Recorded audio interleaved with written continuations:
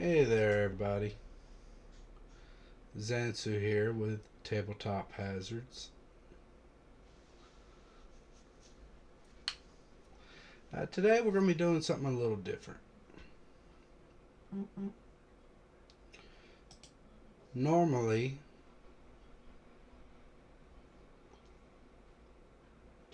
whenever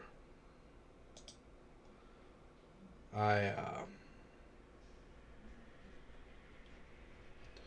sorry, I got distracted by something. Normally, there's a lot of times where other DMs will ask me just general things they can do to spice up their campaigns, or maybe throw in something. Hey, Jade. Or throw in something to just spook their players a little bit. So, what I'm going to be doing is I'm going to be actually working on some of the stuff that they've asked me. And I think one of them, the first one I'm going to do, is actually going to be something I call the Revenge of Grung.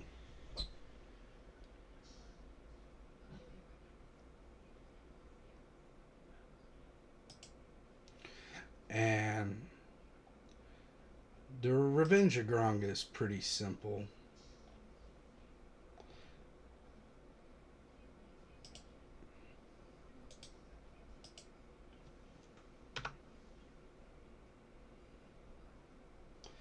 It is, in essence, every D&D group has always come through and at some point or another fought a group of goblins.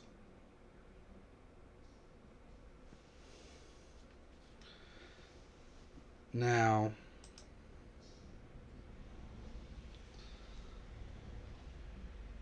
there's not always a boss to a goblin den. It happens a lot of times.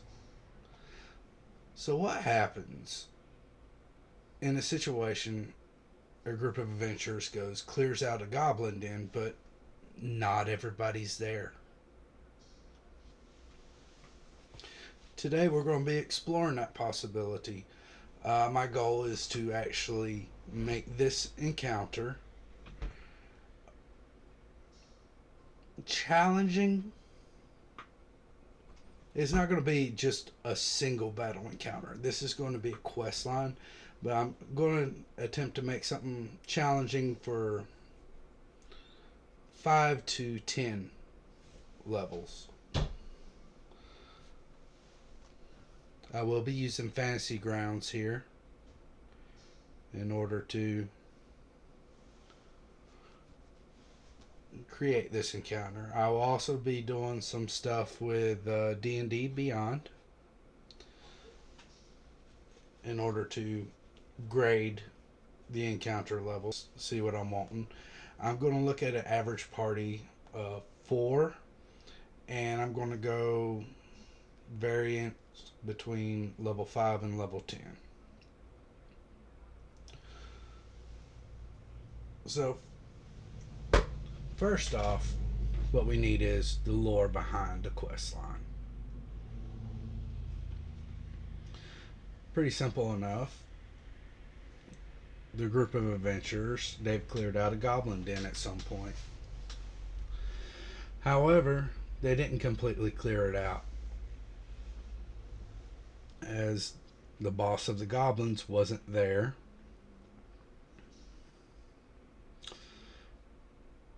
And so enters Grung, a bugbear. Comes back to his den to find all of his goblin tribe wiped out, slaughtered, unceremoniously just left. Grung is now mad. Grung is simple, but Grung is mad. These adventurers have got to pay. But before that, Grung has to get stronger. He has to take what's left of his tribe, get them ready, and they'll have to take over another tribe. So, starting off, we're going to. I'm not going to create brand new characters. Part of this challenge is we're going to use characters that already have a type. Let's look down. Well, it doesn't separate goblinoids, so what I'll do is I'll just type in goblin here. There we go. You got goblin, goblin boss. So for references, we're going to pull up some NPC stat blocks here. I'm going to put over here in my little hot tab. Go ahead and pull up one of these.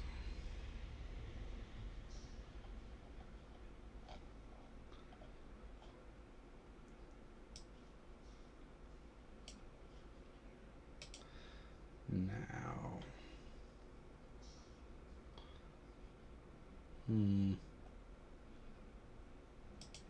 what does it have? Humanoid. Okay. There's another one in here. There's another type. We're going to definitely have bugbears involved. Do that. Do bugbear chief.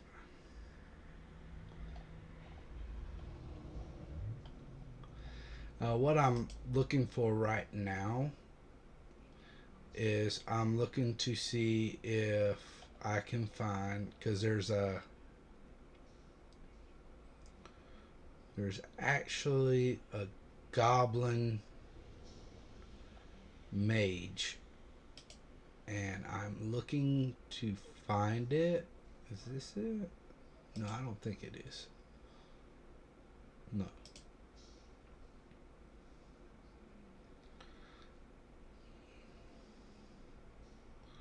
Oh, look, we already got a Grung. Ah, those ones. Little frog-like things. I almost forgot about them.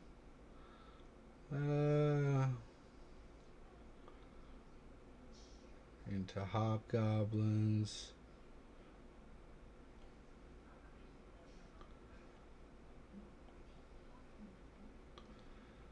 Alright.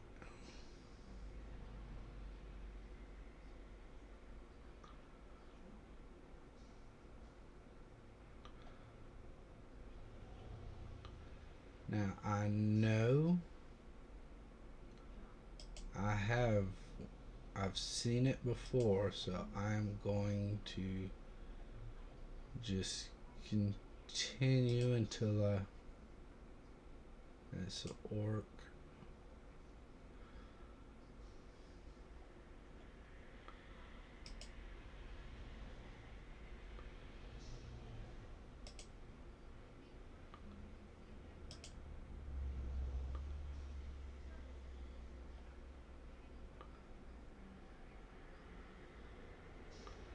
Huh. Just out of curiosity, tribal warrior. Veteran, war priest, warlock, werebear, were-rat, were-tiger, werewolf. Huh. So I'm going to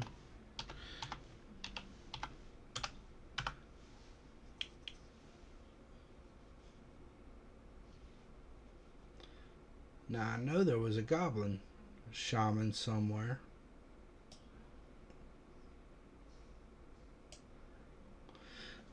But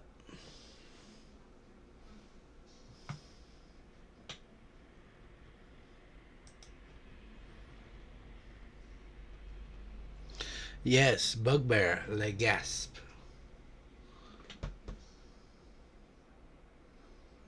Bugbears are always so much fun. Uh, and what we're doing is we're not doing anything super crazy with them.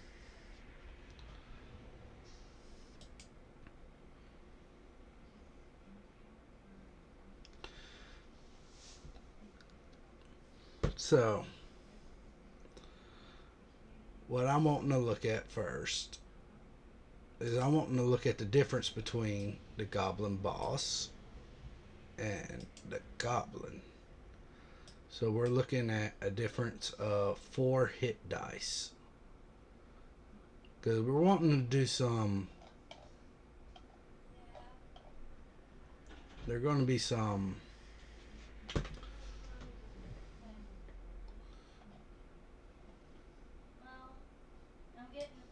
stronger goblins, but they're not going to be boss level.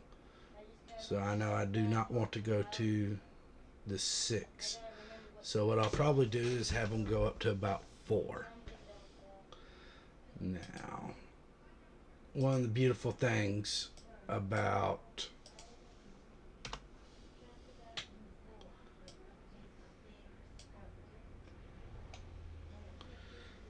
Fantasy Grounds, it does a lot of drag and drop. So see here, I can just drag and drop this goblin. And now over here where this one is read only, it will not let me edit it. But this one, I can perform a few edits. So what I'm going to do first off is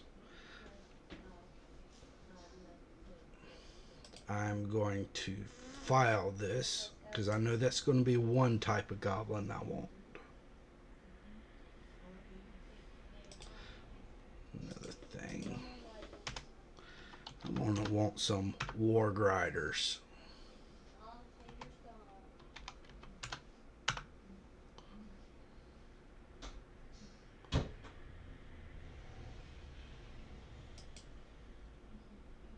Which means I will want some wargs.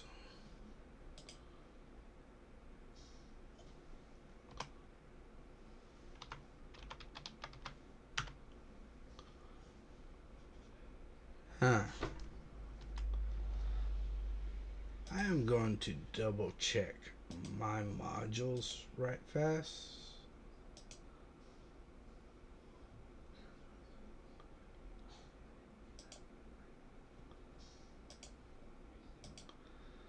Because I think there's something that's not loading up correctly. Go ahead and set these. There's not going to be any players, but I'll go ahead and have everything set. If I have it all on green, I know I'll have everything available.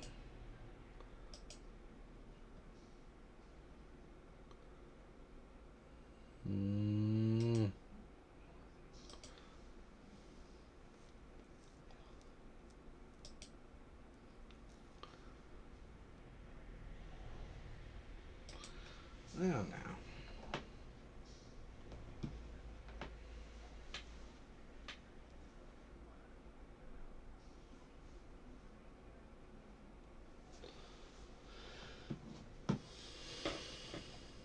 So, what I'll probably do then in this case, I don't need the Goblin Boss up no more. I already have spots for these. I'm going to pull up NPCs.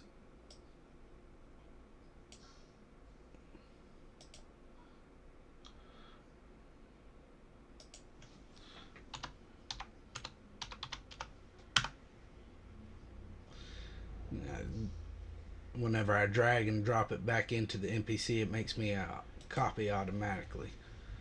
So this one I can interact with. What I'm going to do from here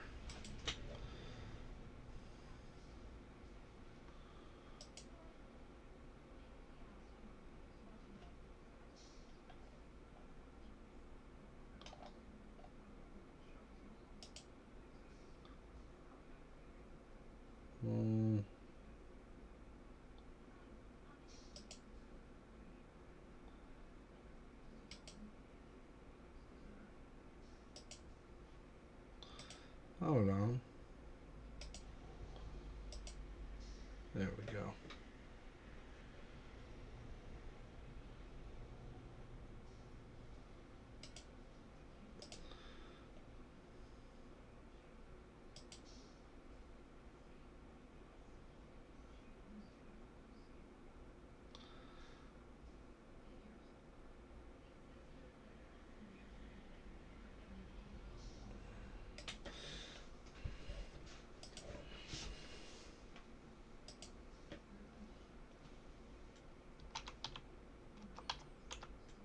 I'm just going to go ahead and log into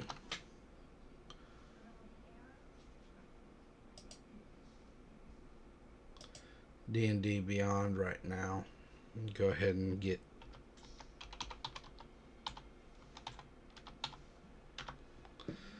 that going.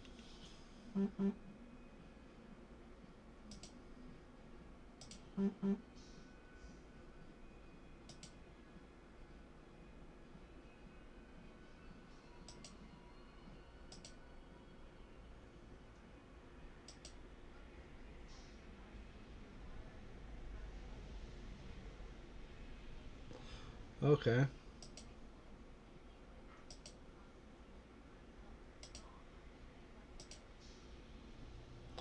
There we go.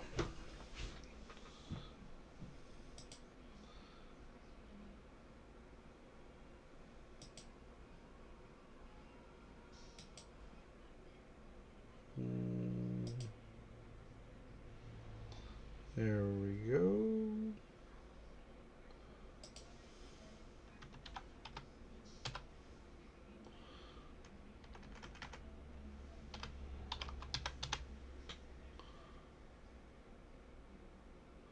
Could have sworn there was already a ward rider. What?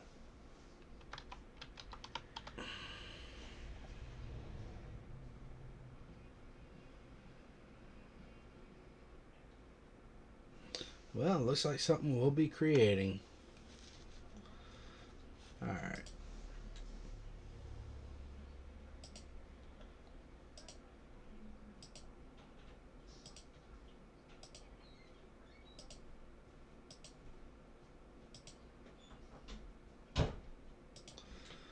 Go ahead and get my encounter builder set for 4 characters at level 10. Okay. So what I'm going to have here, I'm going to take this one. I'm going to make a special type of goblin. This is going to be a goblin flayer. Now here's where it gets really fun for players. We're going to give it the non-ID name as goblin and not identify it. So we got that part settled. Now let's go over here to the copy. I'm going to make this a goblin rider. Non-ID goblin. And not identified. You do it this way, that way, at least on Fantasy Grounds, every time players encounter this, what they will actually do is they'll only see a goblin. They won't see goblin rider. They won't see goblin flayer. So by the time they figure out what it is they're up against, at least for their first time, it might be a little late.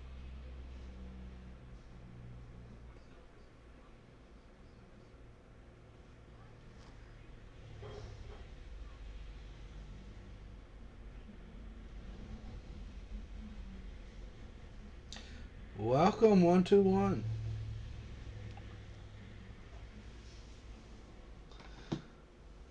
So 121, what you missed out on is thus far, we're creating a goblin-based encounter. I want it to be a quest line that can go from level 5 to level 10 players. We're going to look at an average of 4 players. Uh, and the basic quest line is under the premise that, at some point the players at by this point in their game would have encountered goblins. And one of the reasons why I wanted to use goblinoids is because they're such a common thing inside any D&D campaign or any TTRPG campaign, really. They're such a common aspect that they fit almost every setting. So it doesn't matter what type of TTRPG you're using. This will provide you something that you can use. And the basic premise of it is that they cleared out a goblin den, but they didn't completely clear it out. Some of the goblins and the leader of the goblins was currently out of the den. The leader of the goblins being a bugbear by the name of Grung, who is now very upset, very unhappy, and has made it his personal mission to get stronger and kill the adventurers. Alright. So, we got those. Bugbears. That's what's next.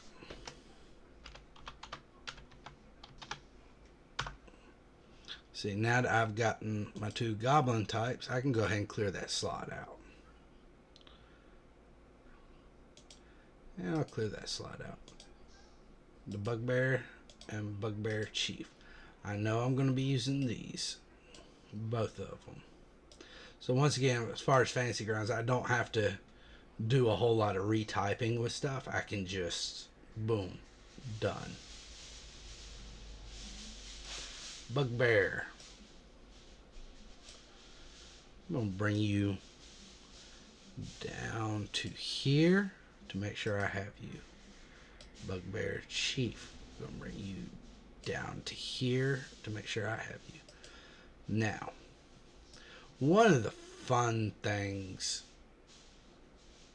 you know what? Let's do the one with the image.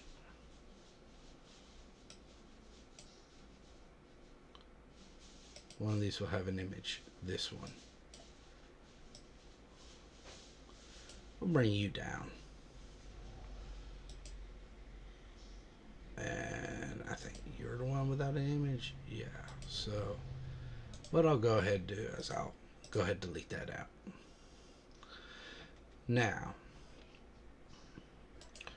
one of the fun things about bugbears, for me personally, you see, so you have no idea just the amount of chaos you can throw into any encounter by following 2 simple rules with a bugbear. And you really don't even have to change its stats or anything. First off, remove the armor and shield. Well, you can keep the shield, depending on what you want them to have as a weapon. Because they already have Brute, Surprise Attack, Morningstar, and the Javelins. But you have no idea how much spice you can throw into a bugbear encounter just by giving a bugbear the ability to rage. Which, rage is a very special, fun thing. Mostly used by barbarians. Only problem with raging is you cannot be wearing armor.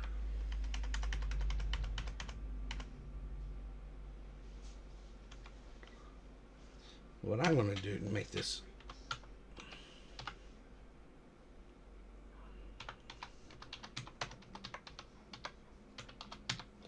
I'm going to make him a little barbaric and rename him Bugbarian.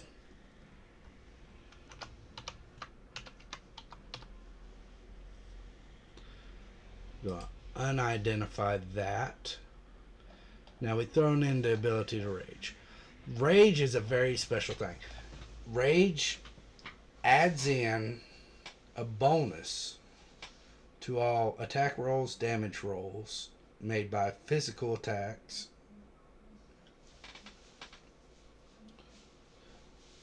and it causes the user to resist all piercing, bludgeoning, and slashing damage, magical or not.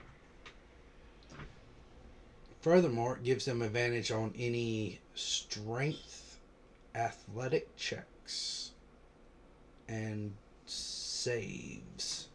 I don't know. I think it might do some with dexterity. That'll be something I'll have to double check on. But yeah, let's get some music going. I don't want to just sit here in silence the whole time while I'm working on this. So I will be attempting to play some music. Now, every last one of these songs that I play are DMCA copyright free.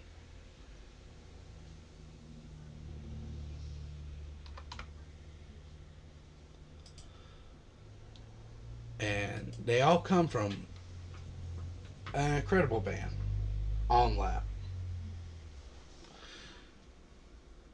So, if you haven't ever heard of them or anything, you should definitely check them out sometime. As a matter of fact, one of their songs, Fight Like the Devil, is the song that we actually use for the opening and ending credits for Fate Pride of the World. So,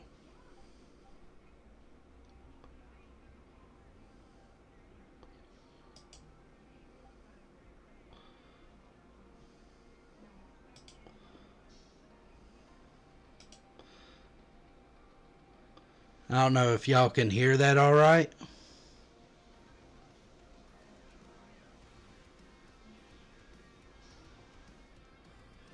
Do I need to raise the volume on it any?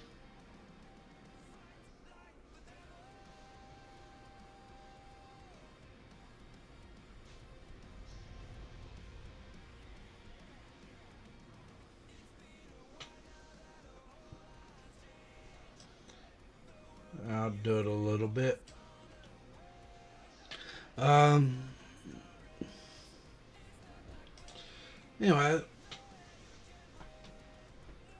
we'll start off with that.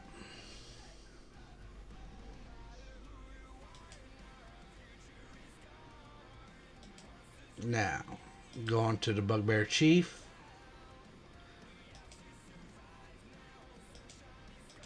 What I'm going to do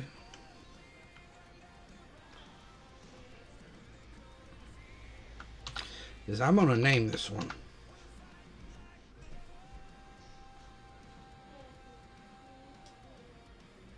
Actually, I'm going to make two of these. You know what? No. I'll just rename it. After I'm done, I'll make two Grungs and I'll rename it. Alright.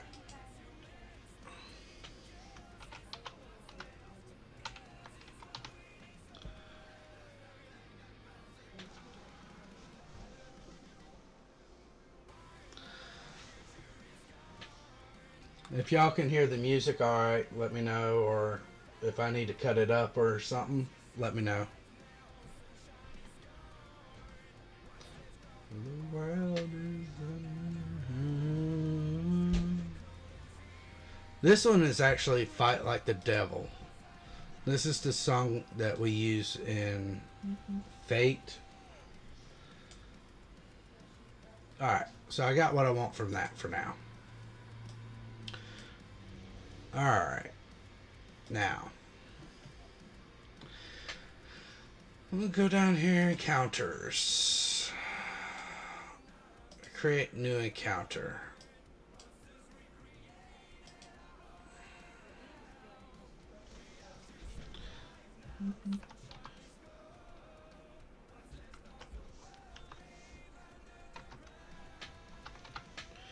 And what I'm going to do is I'm just going to use this one as a reference point to help me keep track of how much everything is by the time we're done. Now, ultimately, I'm going to want to keep this kind of... This is going to be a small group. This is going to be a group he's going to travel with. So, without further ado, we'll start off with Grung. Alright. 10d8 plus 20. So, that seems pretty healthy. What are you? 5d8? Okay. That seems pretty healthy. Let's make it healthier. 12d8, which of course means I have to up this, which we'll do that in a little bit. First, I want to take a look at his stats.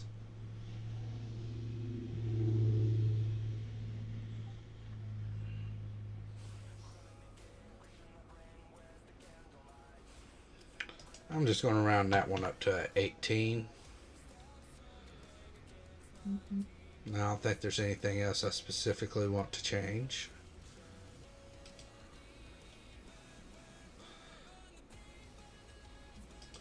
I might give him a 16 there.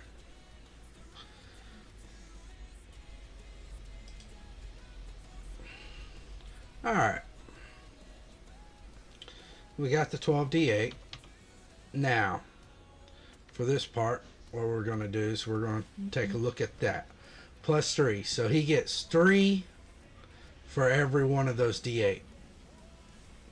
So we're looking at 36. So I'm just going to take me a calculator now.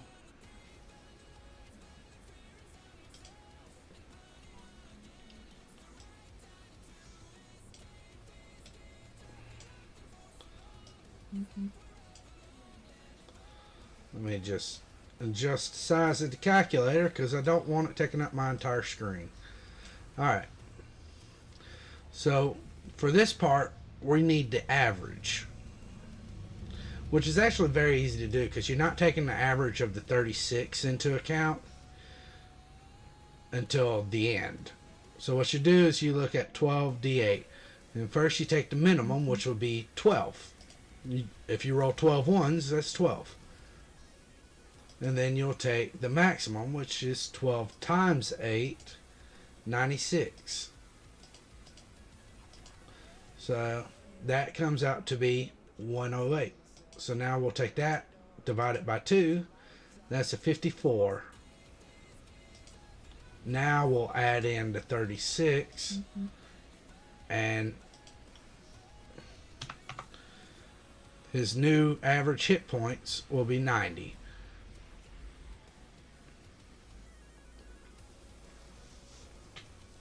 And I'll probably do more with Grung later on that to make him, since he's named, I'll have Grung as a set hit point value instead of the random.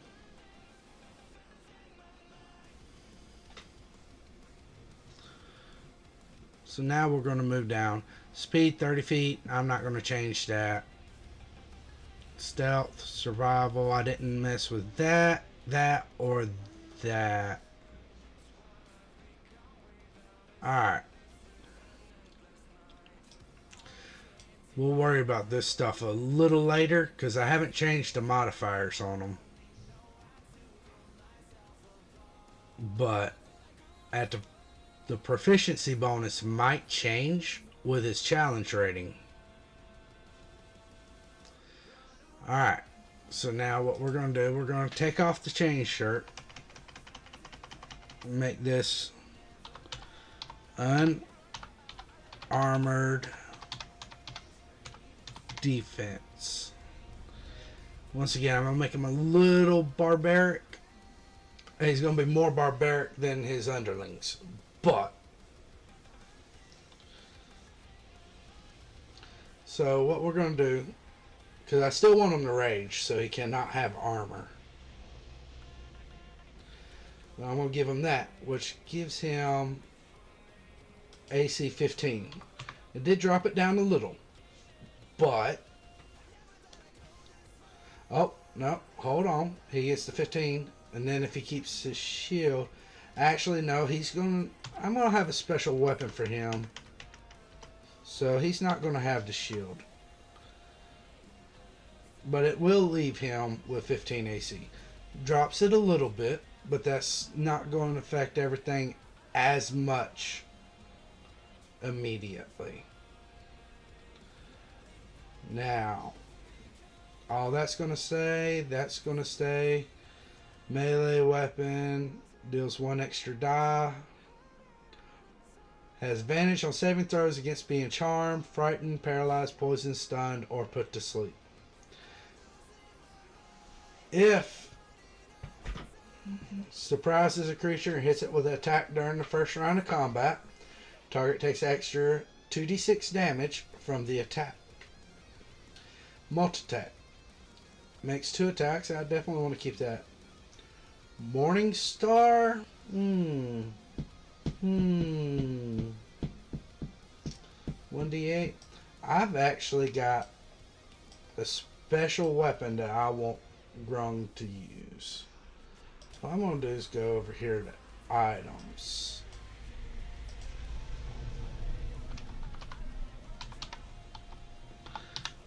I want him to have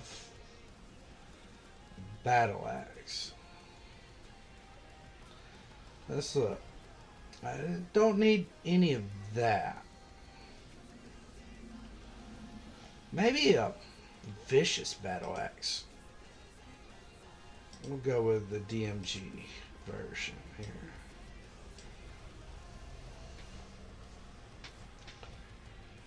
So it deals 1d8 slashing.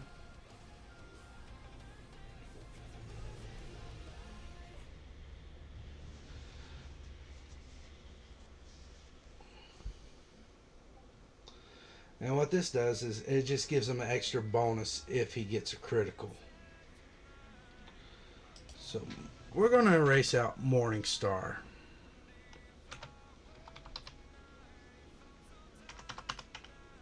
Actually, type vicious battle axe.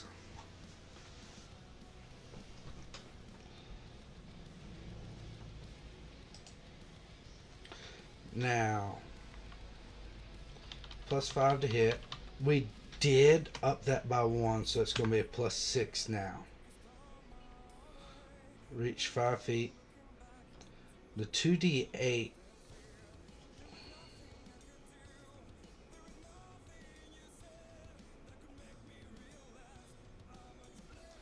I want him doing this two-handed. He's going to always do this two-handed, but I am going to leave the option in there. 2d8 +3. That's right. It needs to be +4. And once again, that hit right there, that's going to be the average. So it's going to be 2 + 16, which is 18. Divided by 2, 9 +4. So I'm going to change that to a 13. And instead of piercing, this is now going to do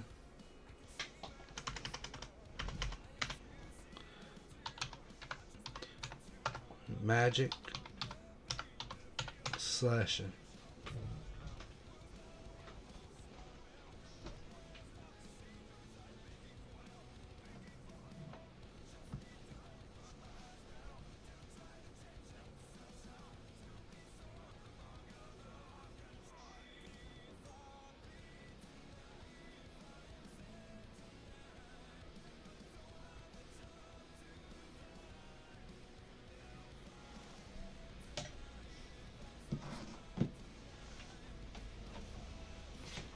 Alright.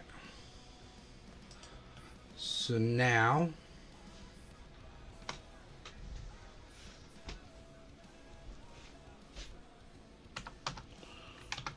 here's where it gets interesting.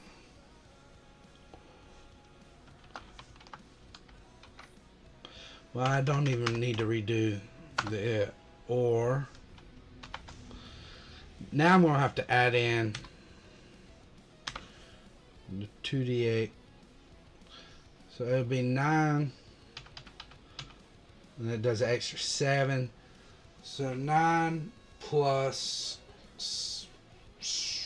11.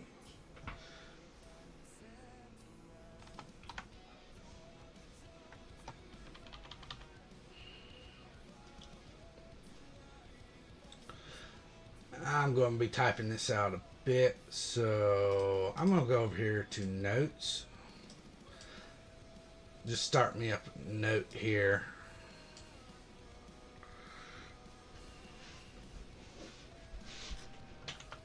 Let's just give it some title. NPC.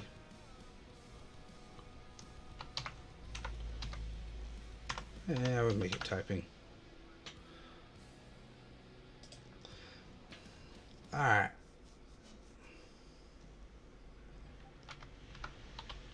Magic. Slashing. Damage. Put a comma there. Now what this does, this will let me go over here. Clipboard. Copy. Now I can go ahead and finish here. Got to put a space in there to do it right.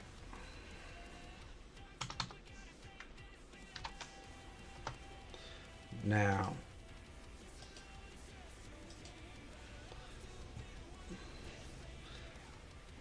there we go. Magic slashing. Or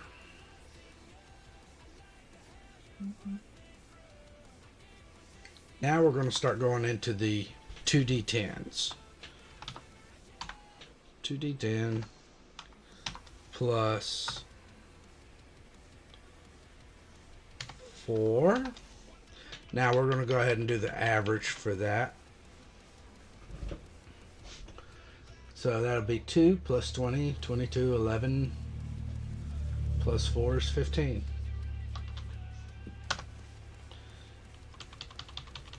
15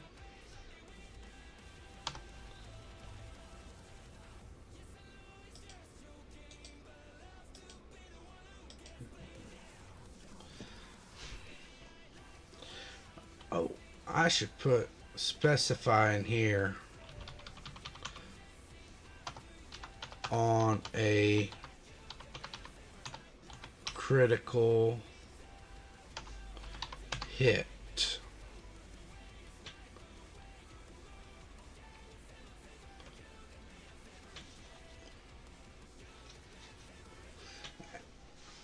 I'm going to make him a little more vicious because normally it would have to require a nat 20.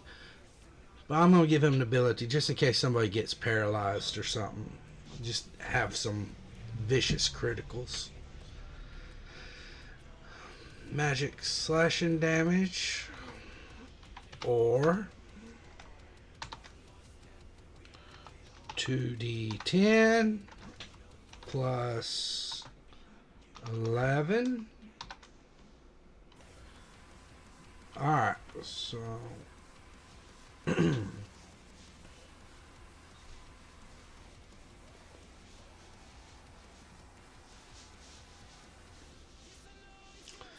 yeah. So 22.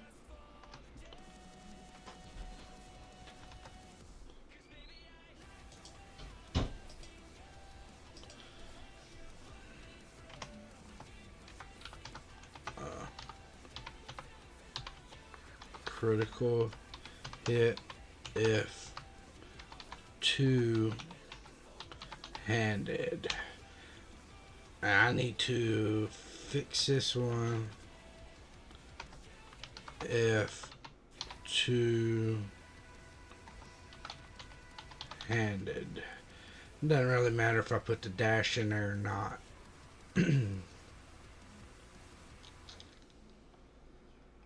Okay. Now, bonus action. Rage. Now, I know this is something I'm going to be copy and pasting for both the Barbarian and Grung.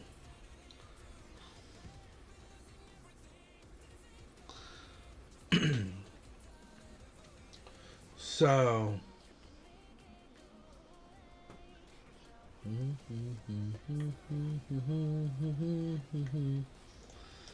I'm going to be typing this in here. Let's go ahead and get that out. Clean up some of these windows. I don't need that no more. I don't need that no more. I've got you hot tab, so I don't need you.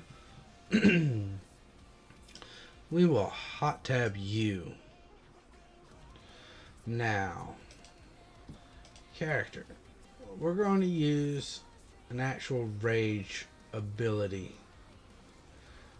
Down here, that'll be under classes.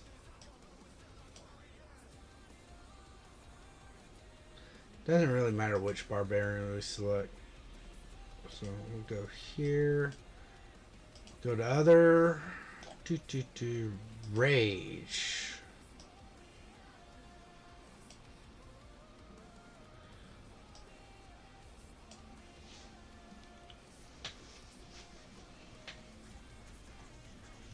Now there's a limited amount of rages that they can go through per day.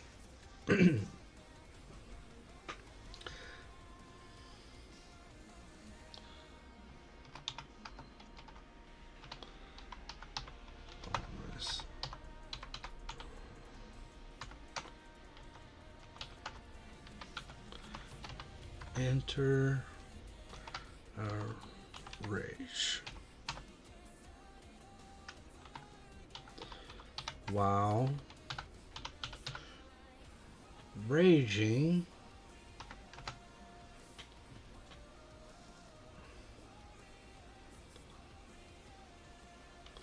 has advantage on, I don't need on twice.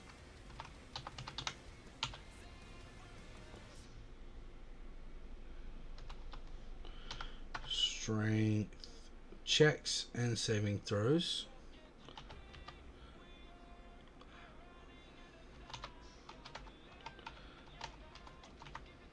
Saving throws.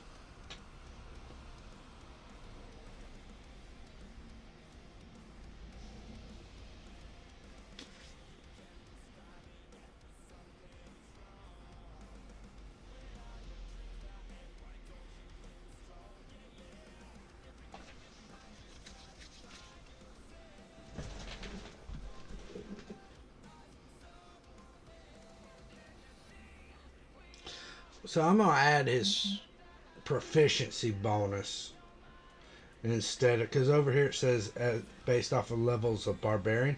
He's not actually taking levels of barbarian. He's just doing something that's similar to being a barbaric.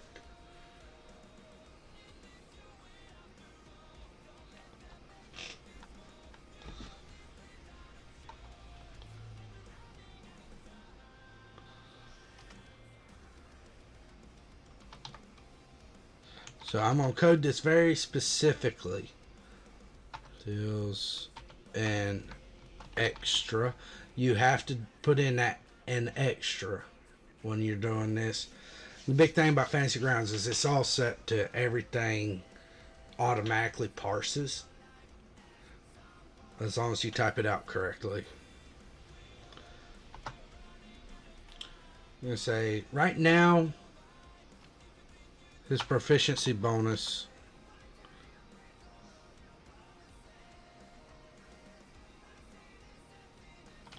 is a 2. I will edit that if his proficiency bonus goes up. Deals an extra 2 damage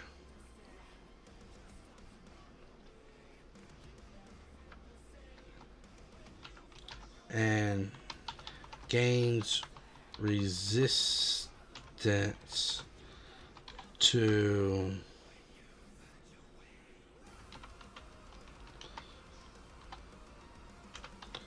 bludgeoning, put the comma there, slashing, and piercing damage. Now, one of the key points about rage is, you notice it says to slash and damage, not non-magical damage. So even magical piercing, bludgeoning, slashing will just have. Okay. So what I'm going to do, copy this, paste it in here. There you go. See how this highlights? So what that'll do is in the combat tracker, whenever I have him equipped, if he's raging, I can just click on that and it'll apply an effect to him to do it.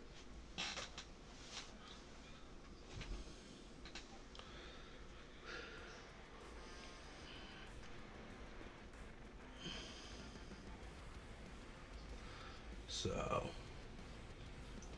alright. So now, traits.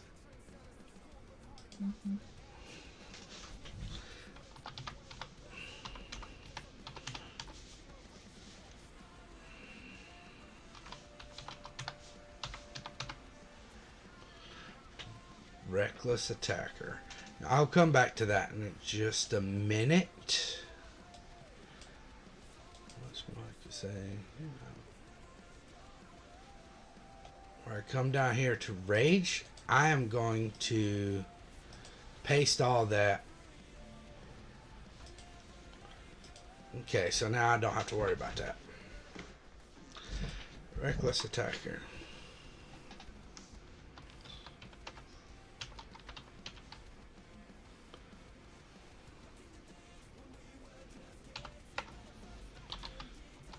First attack of the turn.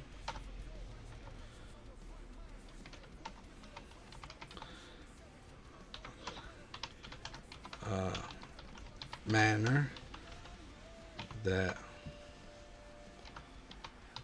gives self advantage on all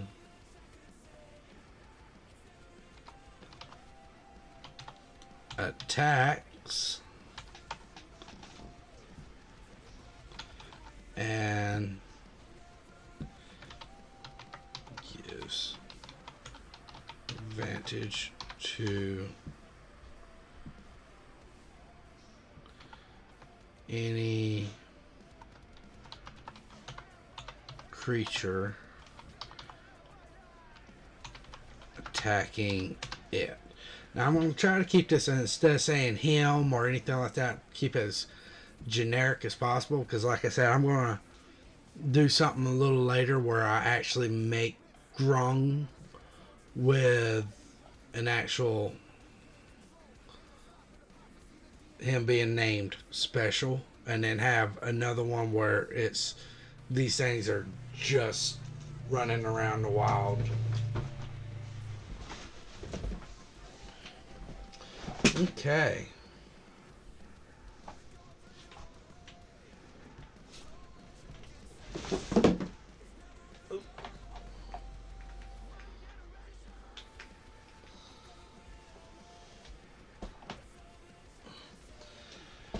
All right. I'm going to lock that and close it out first. So I think that's about everything that I want to give them right now. And we'll start off doing just a generic one. Now I'm going to come up here and let's see. Library. Go over to modules.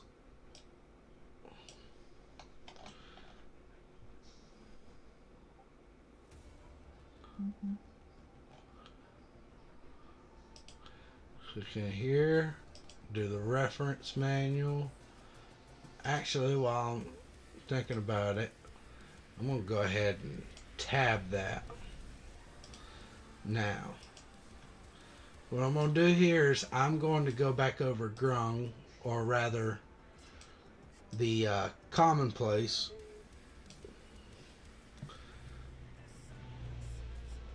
Give these a specific Bugbarian champions.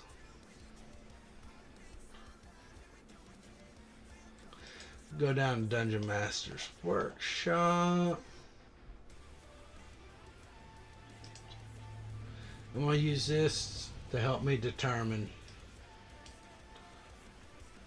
Alright, so first we're going to look at attack bonus and damage roll. So when you're determining the CR rating,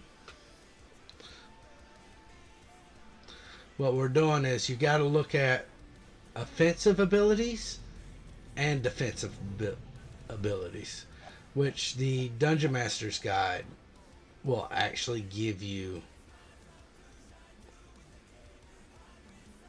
all of this information on how to do it. So let's go back up here. So we're going to look at damage per round. And this is where we take in the averages. I don't know if I want to include that one, but what I will do is, because you always take in, oh, I need to come over here, rage.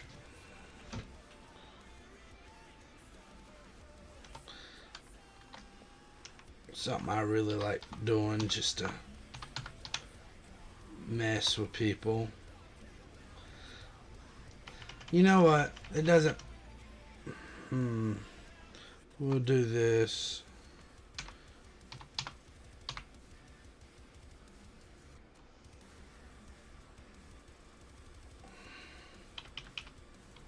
Because it doesn't make sense to give it a recharge ability for something that will last. As a matter of fact, we might want to go ahead and add in here because it has a time limit for 1 minute.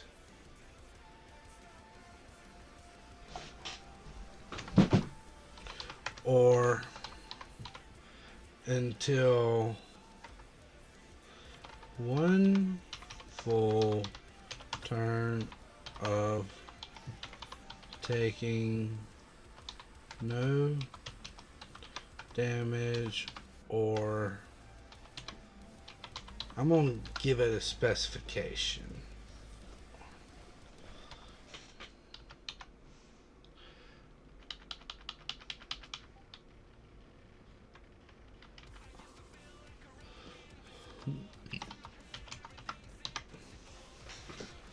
Now that's going to be something that's going to be highly unlikely, but it is something that could occur.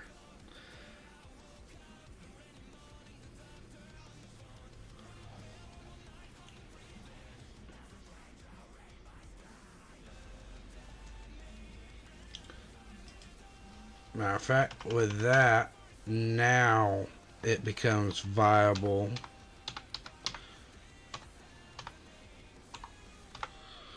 Make it a recharge. So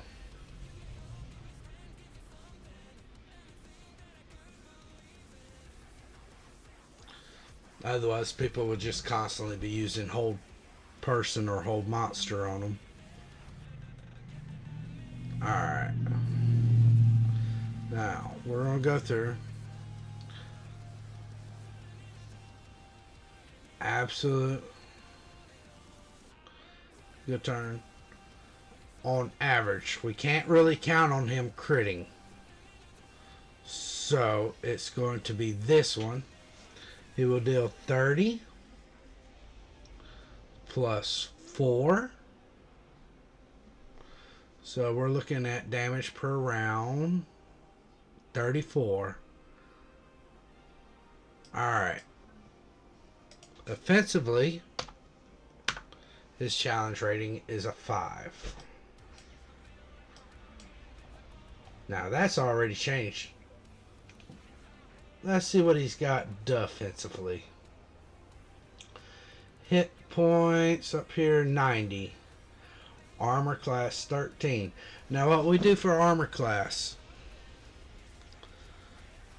is every 2 points of armor class we go up 1.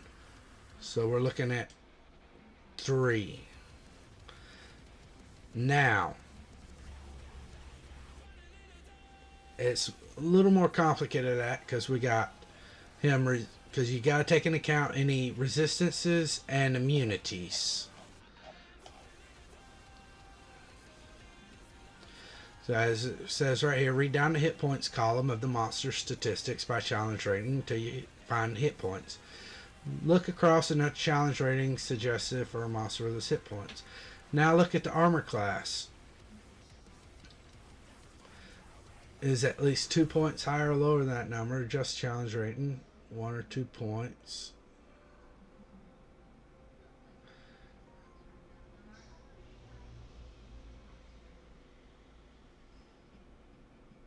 Let's see.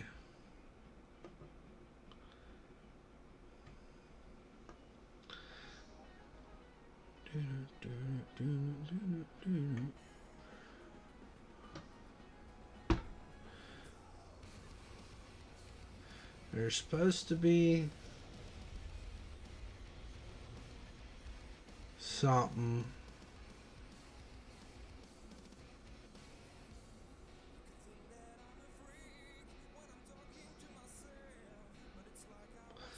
There's something here.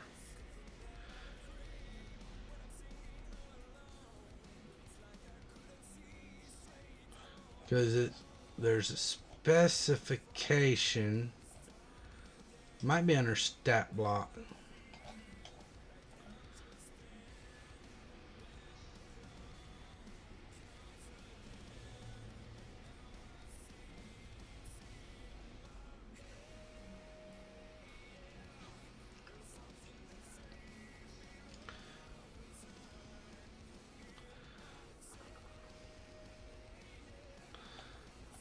Damage phone. Alright.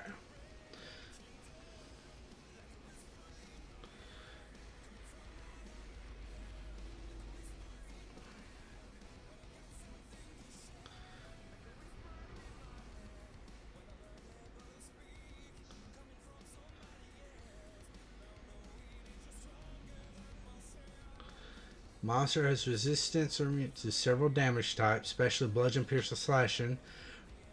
Not all the characters possess the means to counteract that resistance, or you need to take these defenses into account when comparing your monster's hit points to its expected challenge rating. Use the effective hit points based on resistances and immunities table. Apply the appropriate multiplier to the monster's hit points to determine its effective hit points for the purpose of gauging its final challenge rating.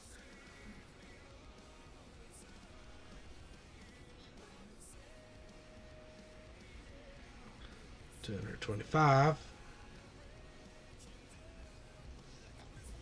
Alright.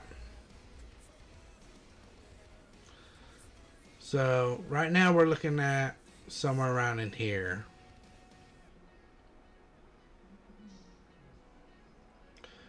$1.5. So I'm going to look at the 90 hit points. We're going to go 90 times 1.5.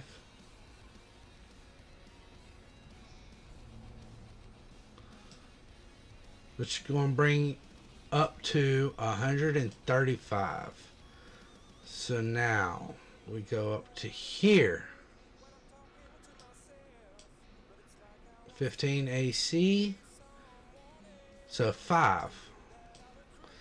So both defensively and offensively, He is a 5. So now we're going to change this to a challenge rating of 5. Now, challenge rating 1800.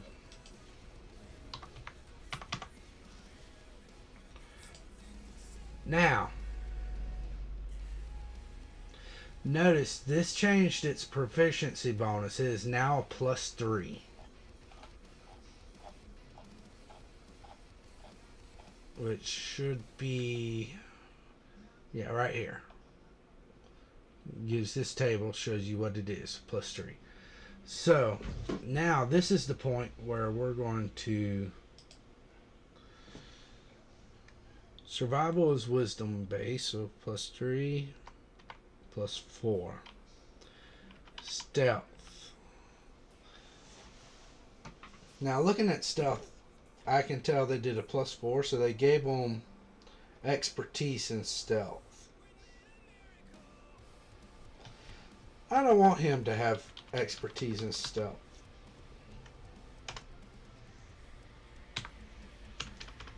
I do want him hold some expertise in intimidation. So what that means is he'll have double proficiency bonus. Actually, no. We'll leave that.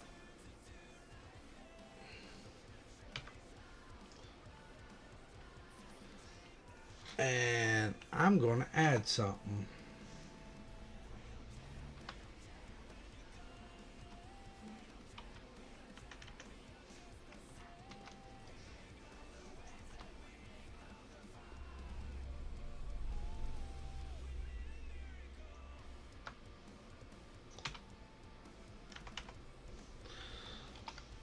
There we go. You asshole. Work.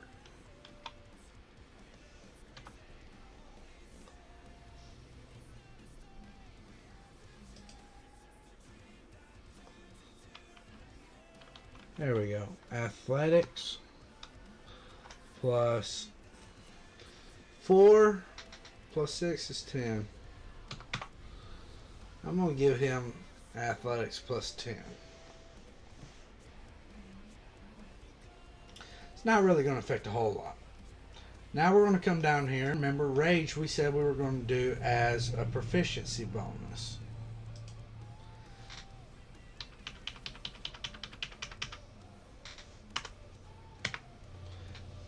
Which this is perfectly fine because there's no sense doing it this way because there's that extra 1 damage per attack, which will make it 2 damage total, is not enough to totally affect anything on here. Still keeps them right in the same challenge rating.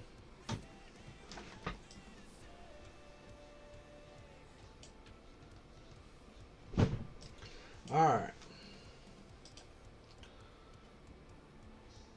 So campaign. NPC. Now.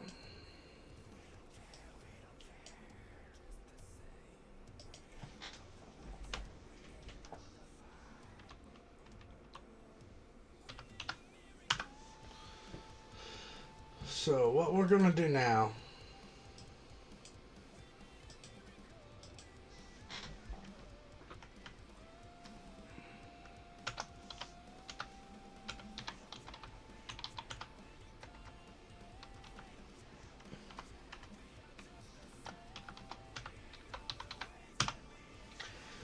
there. Barbarian Champion. Now we're going to redo Grung a little bit because I want to give him,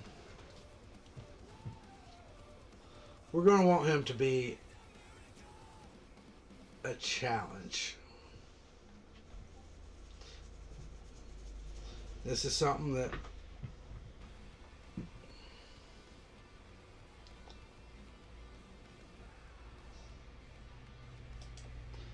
because we're looking at a group of level 10s.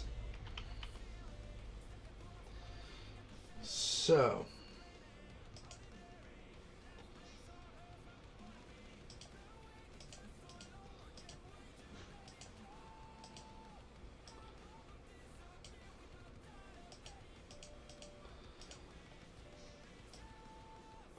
what I'm going to do here is I'm going to calculate, so that's 132, the maximum amount of hit points.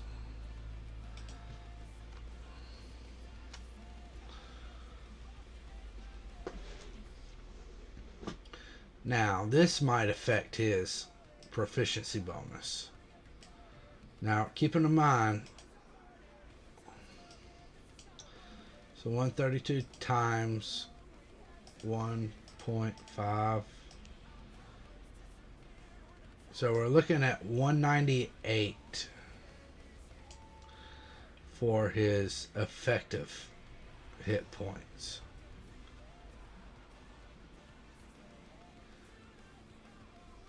So now we got a 9. So what we're going to do is 9 plus 5 equals 14. Divide that by 2. So now Grung himself is now a challenge rating of 7.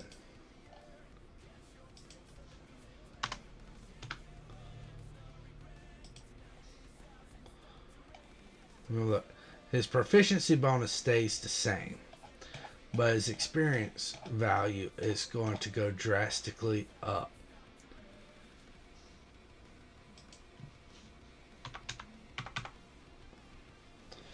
All right, there we go.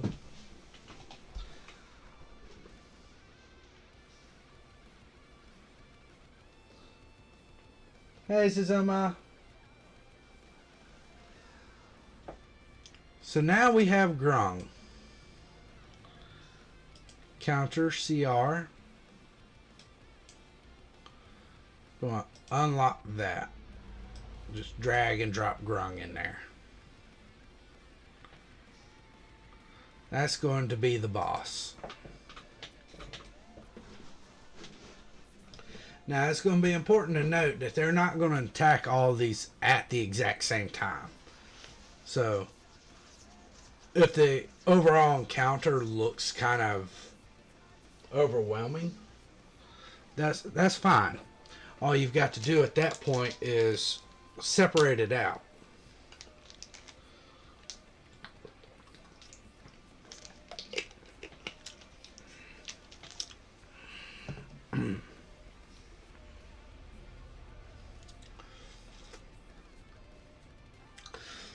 You hear the music all right, Suzuma? That wasn't even a crunch. That was me drinking.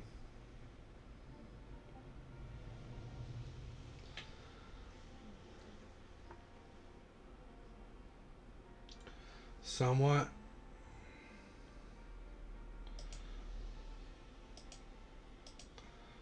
Let me see if I can turn this.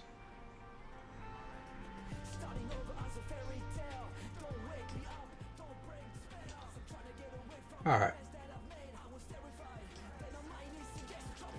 Alright, how's that?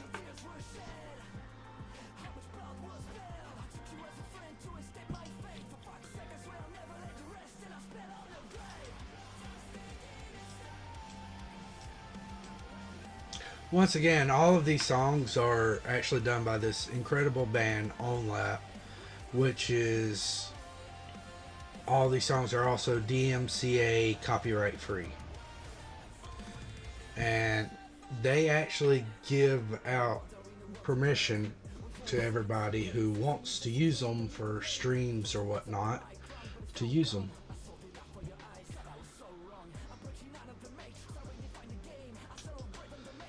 Alright, so we got Grung's Revenge on here. Now I need to start figuring out from here what we're going to have with Grung. We've got the boss. Now, I don't want this being, because these are going to be his elites. So I'm going to look at We are going to have a total of 10 followers. So what I'll do is I'll do 2 Bugbarians with Grung, and then I'll do 4 of the Goblin Flayers and 4 of the Goblin Riders.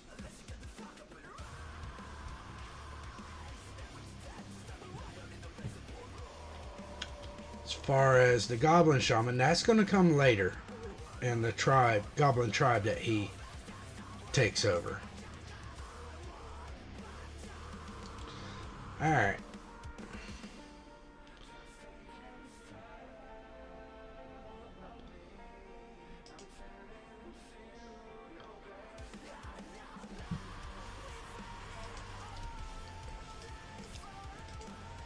I'm done with that. Bugbear. The Bugbarian. Now we're going to finish off here.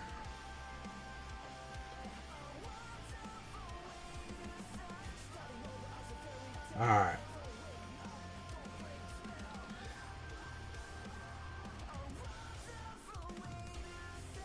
Now, what I was stating, just spicing up a regular encounter by giving a Bugbear the ability to rage.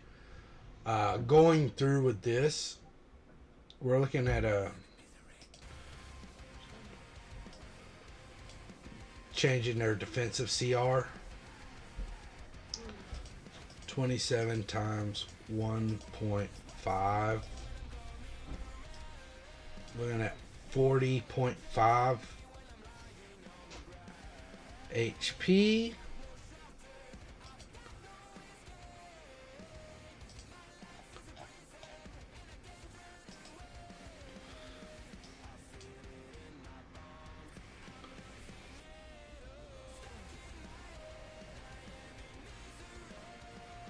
Okay.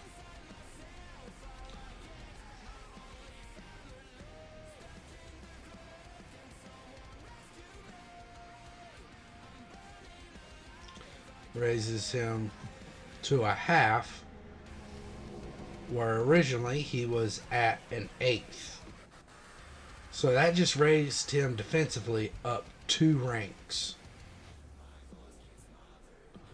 And as he stands now, Brute, Morningstar, he only gets the 1 attack. The 2. So we're looking at 11 plus 2, 13 damage with a plus 4. So 1.5.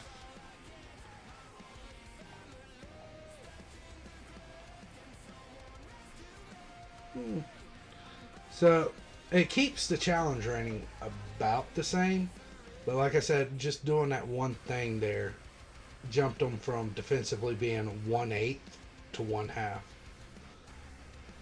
We're going to do a little more than that, though. Going to round out their strength, and I'm going to round out their con.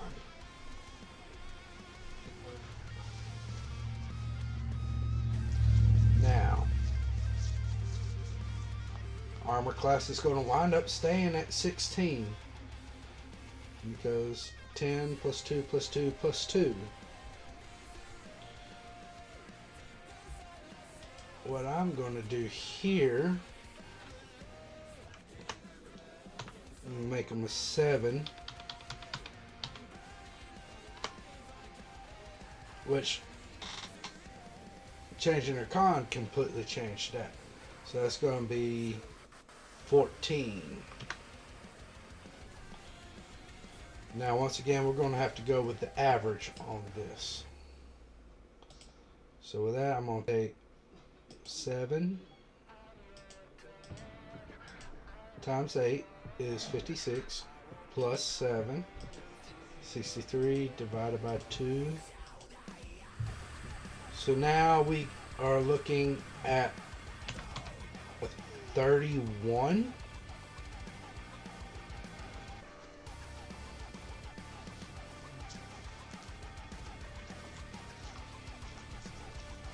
Now, here's where things are going to get fun.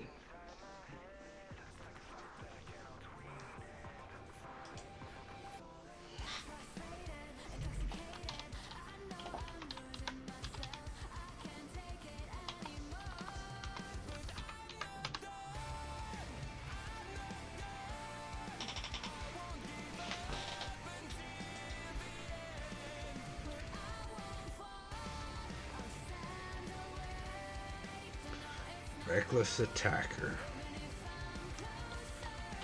When making attacks, can choose to attack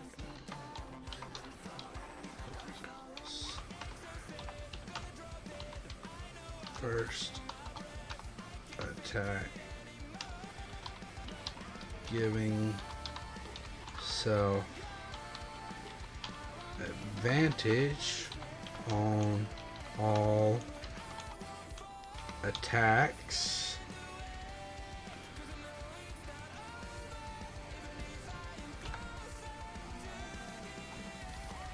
and giving advantage to all creatures attacking self. You know what? Come here, Grung. There's something I want to use you as a reference for when we get down here to the rage.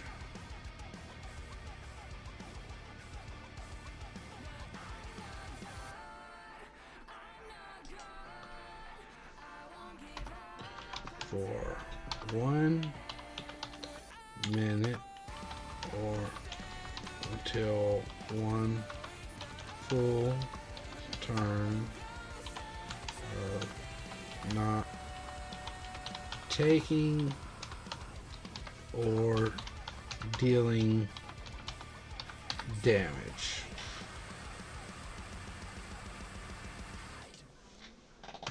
Now we're going to make this a recharge.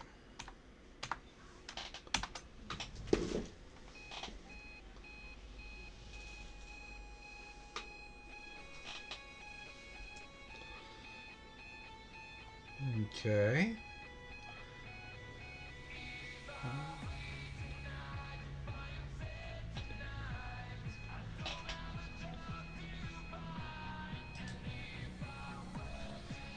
Now I'm going to give them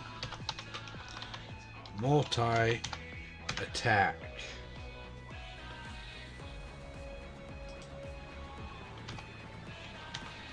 Makes 2 attacks.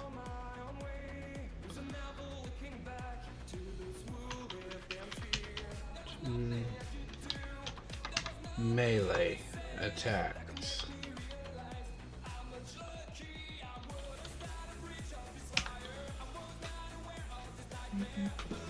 Alright. Now, these are obviously not as impressive as what Grung is. Which we don't want them to be. Neither does Grung. Grung's not going to carry anybody with him that stands a chance of challenging his authority. I think we're going to keep them with Morning Stars.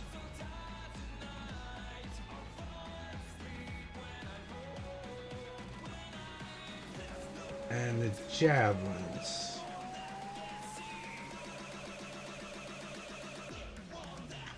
Makes 2 melee attacks. You know what, Grung? I don't think I fixed your javelin. Because I need to fix your javelin.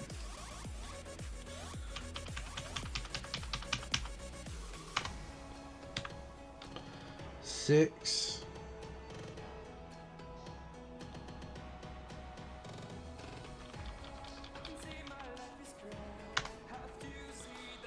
4.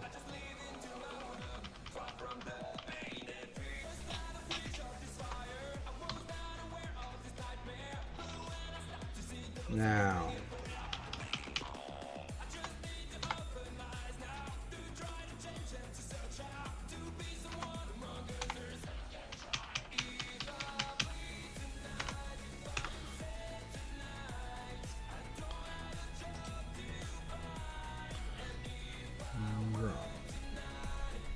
okay. So now we're going to double check these. Alright. So once again, we're going to start off defensively. 1 times 1.5. Okay.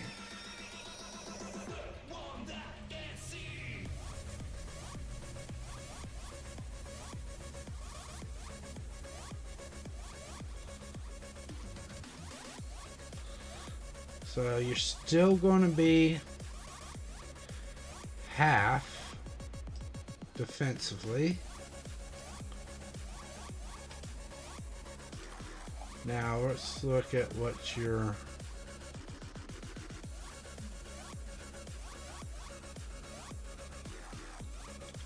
so we're looking at 22 plus 4 damage round, 26 right here, plus 4 to hit, 3,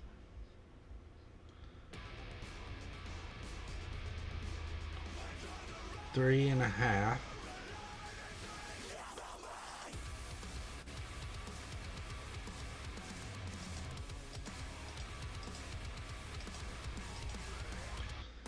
$1.75, which is actually technically closer to the 2.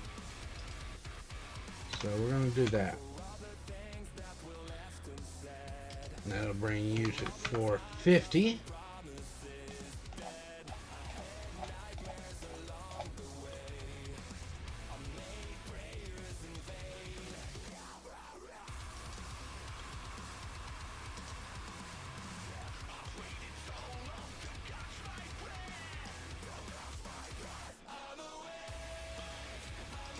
I've got to do something else for you, Grung.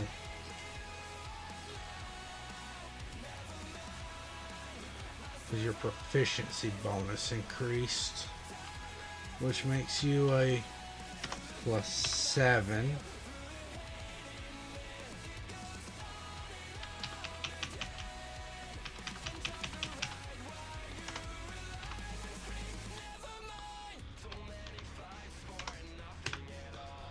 All right.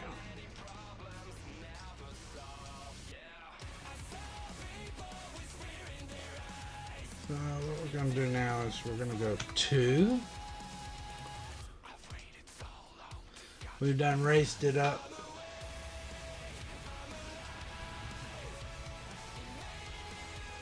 That don't seem right.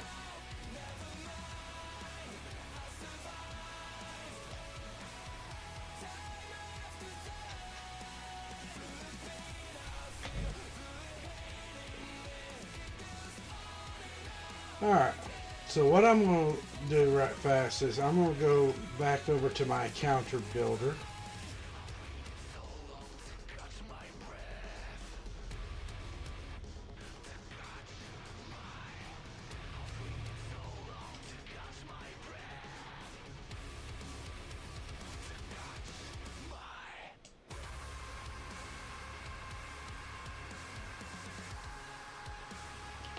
Oh.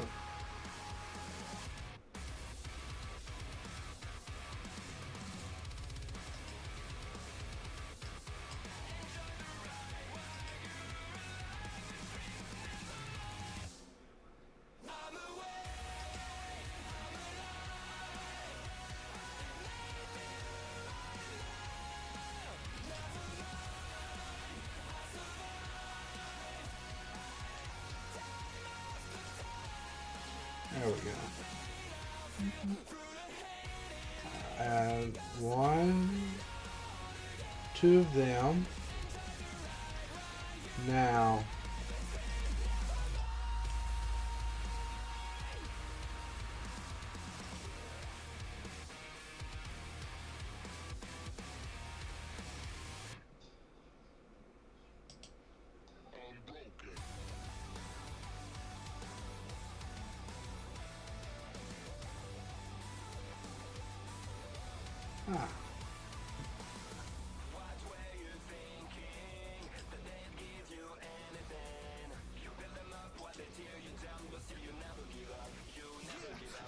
So what we've effectively done is for a level 4 party or a level 10 party of 4 people.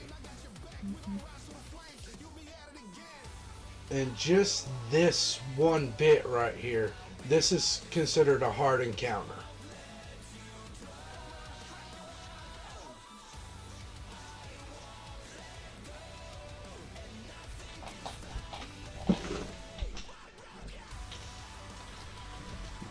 But we're going to continue on because we want to do a quest line. Before I do that,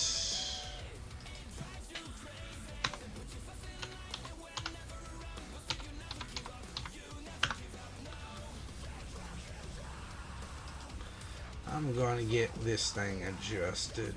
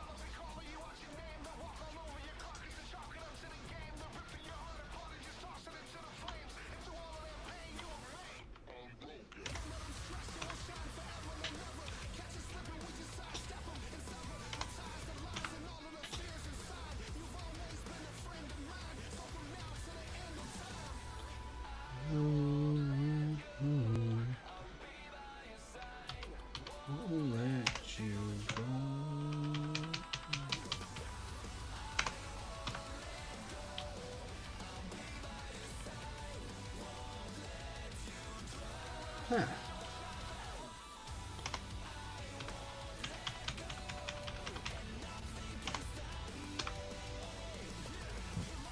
There.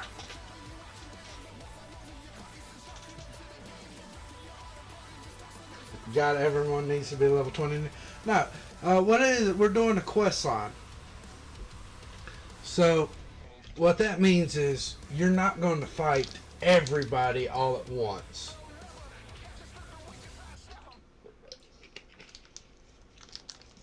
This is going to be split up.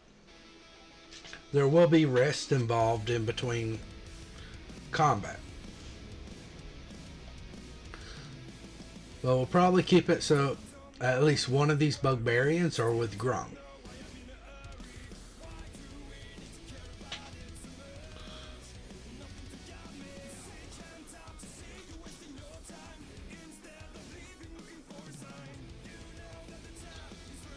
So, I'm not underestimating anything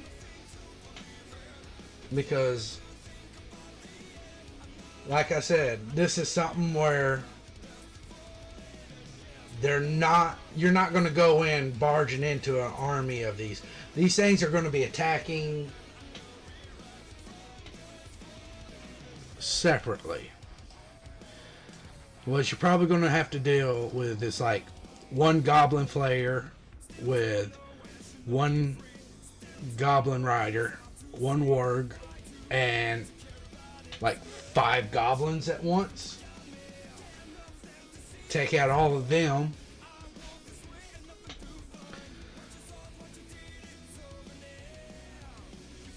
Five to 10 goblins, and then you'll take them out in bits and pieces. Mm-hmm. There will be opportunities for short rest and long rest in between them. Yes, Goblin Slayer 1-1.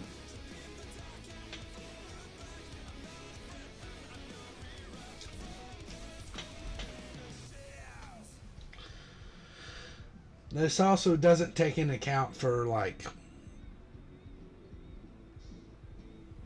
you know, party dynamics. Because once again,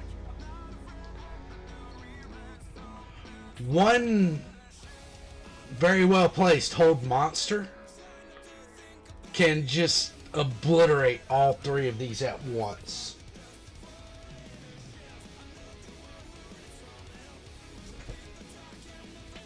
So,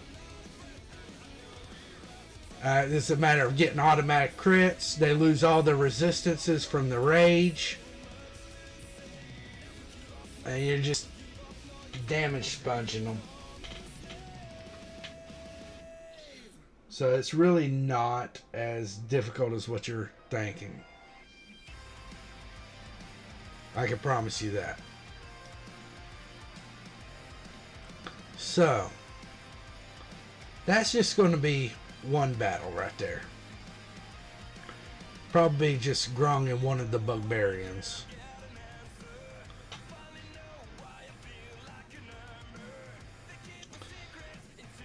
I was going to use that, but I'll take out the Goblin Shaman. Now, that's a Goblin Flayer.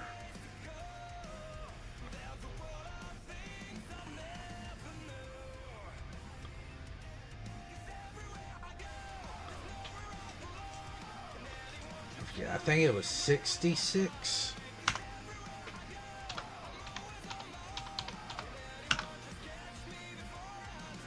Yeah, Goblin Boss.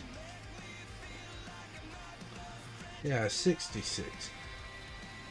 So I'm going to start off just doing this as a 46. Mm-hmm. This one be a Flayer. Make it a 16.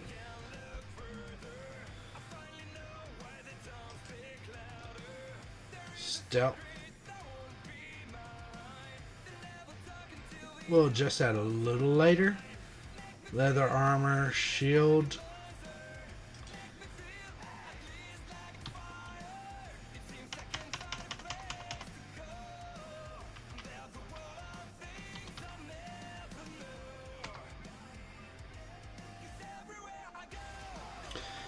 We'll keep you with a shield.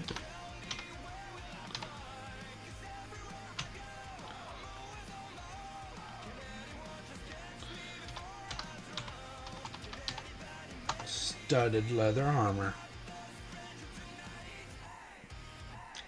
12, 15, 17. Nah, we're going to make that back to a 15. We're taking out the shield.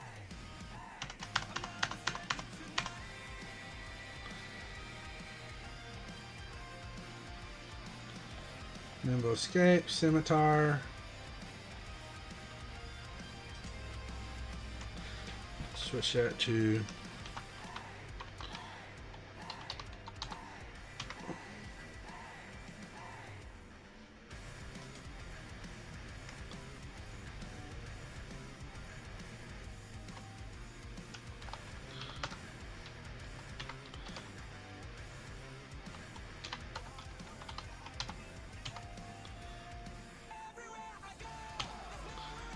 can make 2 attacks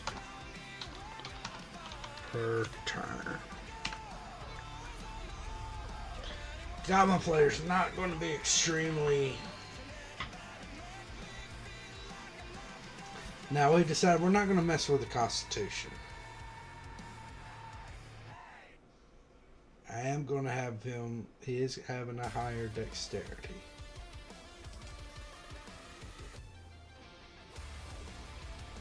So this is going to affect his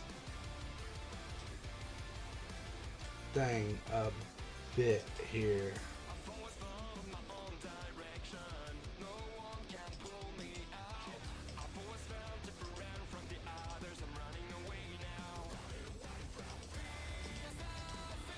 Yeah.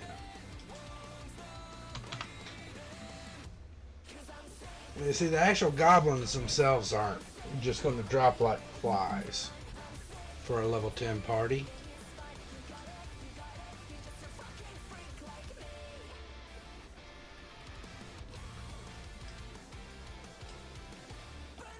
Now, traits. We're going to make these. First off, fun little trait to give anything. Pack tactics.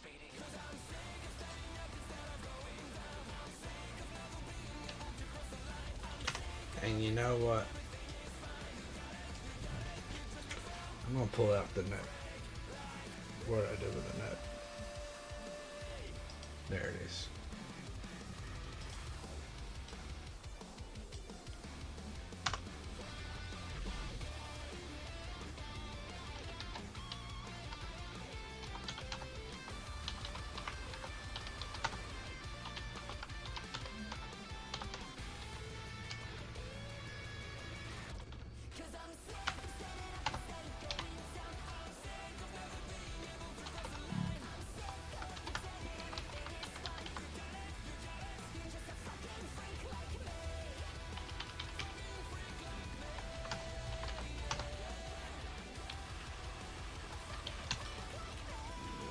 target.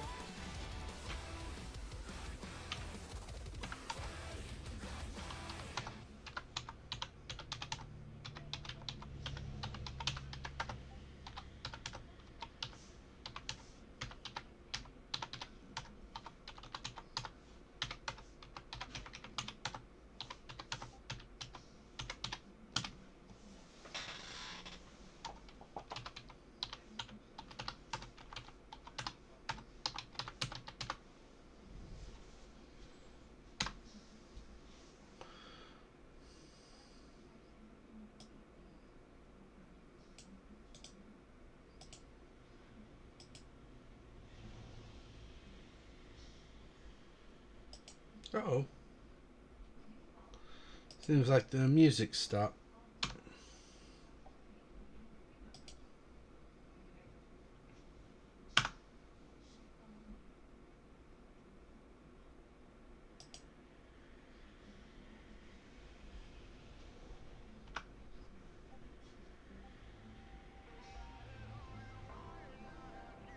There we go. Now, make sure I copied that. Paste. Now, where are you, Goblin Rider?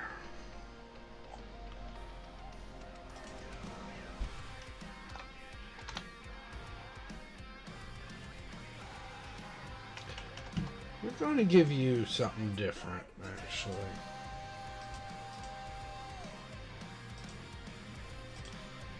So, that was a waste. Oh. Give you pack tactics. I'll give it improved critical.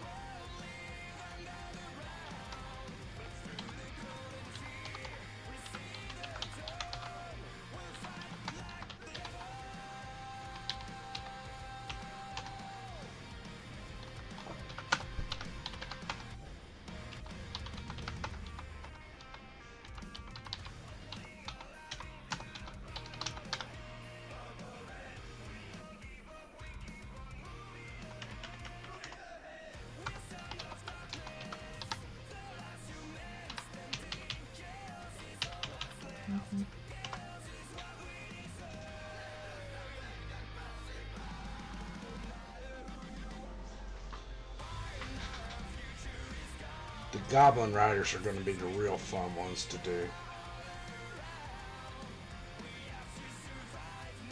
Two attacks, short bow. Now I'm going to give it. Let me take that off. We'll give it its own special weapon. Let's see if it's in here. Here we go.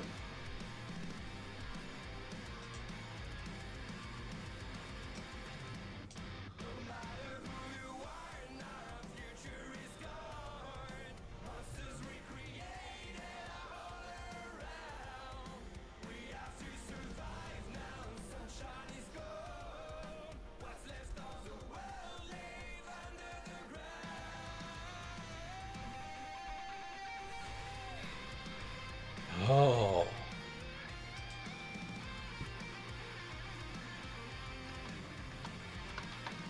Dagger?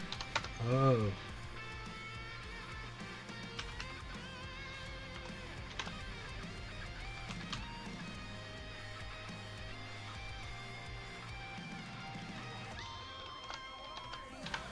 Venom. These are gonna be some wild little goblins here. We'll make that a recharge. 5 to 6.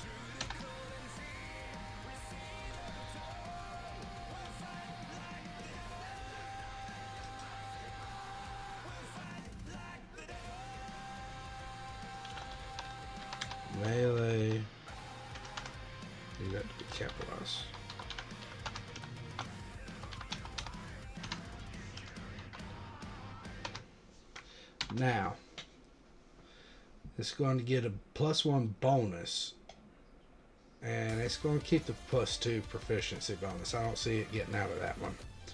So +5, +6.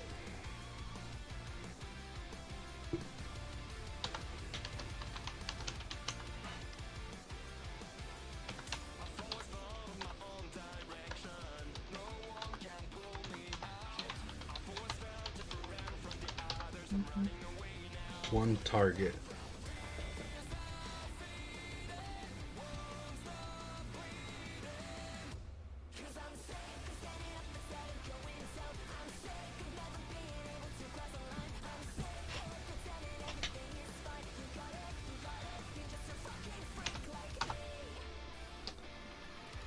I'm gonna rename this instead of Dagger, Venom.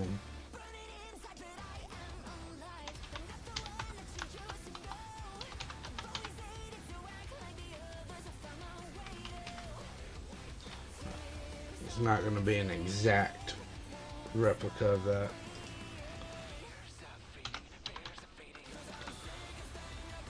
Hit. 1d4 plus. We got 3 plus 4. 4. Let's look over here. 2 plus 4, 6.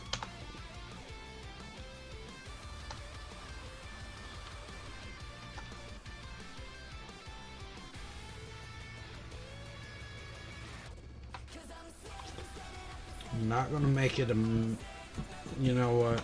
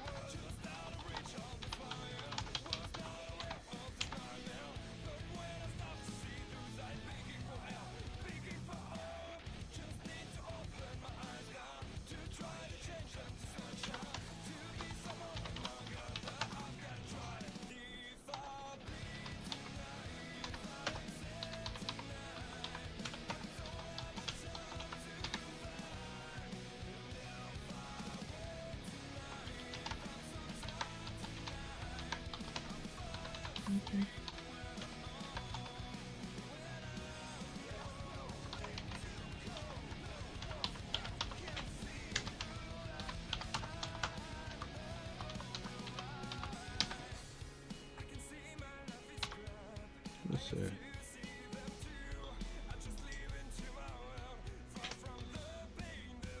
I'm poisoned for 1 minute.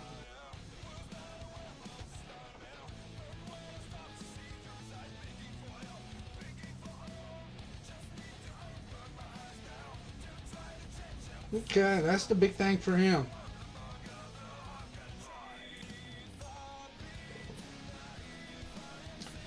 Goblin Flayer.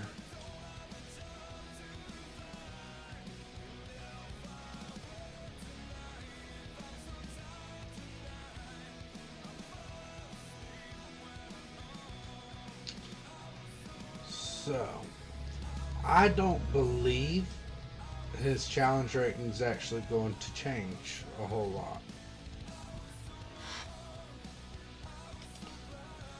But, let's look at it.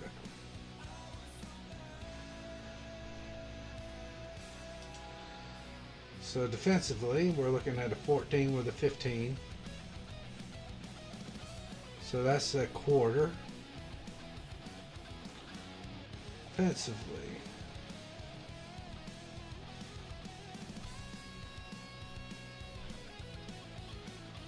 so I need to adjust that range.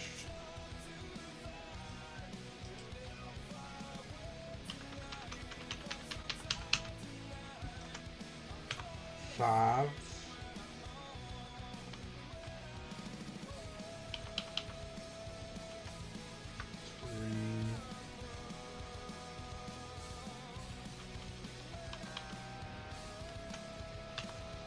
Six.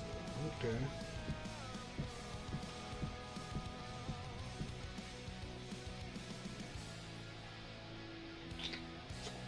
All right.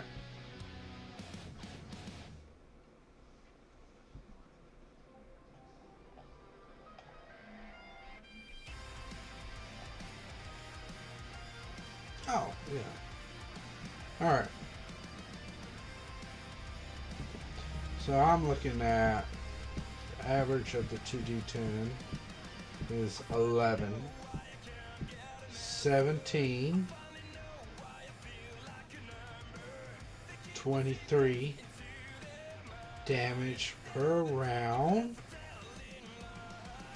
Attack bonus plus 6. So we're looking at 4 and a quarter. So about 2.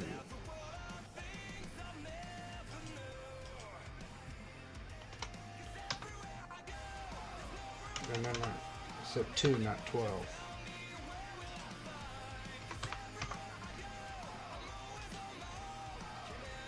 All right.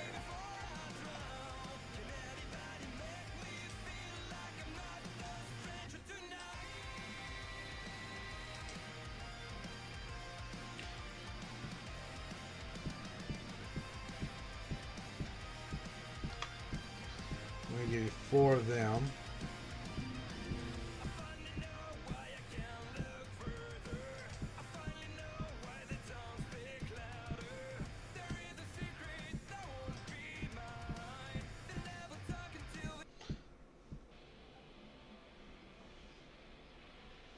What was that?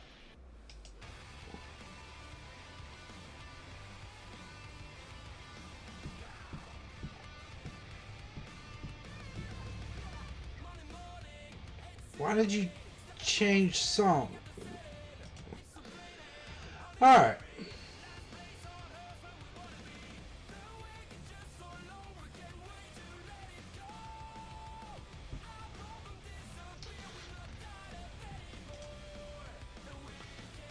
Alright. So we got the Goblin Flayers. We actually quadrupled. Actually, no. Multiplied them by 8 just off of their. Especially take disengage or hide action as a bonus action. Give that. Pack Tactics, improved critical. Venomous Dagger.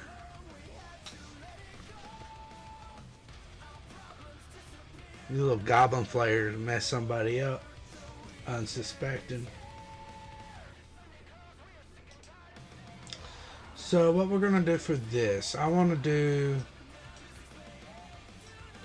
2 wargs actually.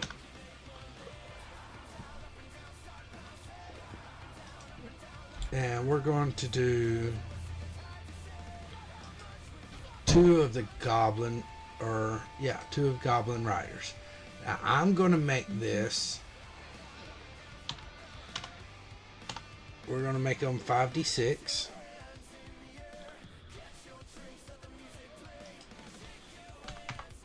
I'm gonna raise up their strength a little bit and their wisdom.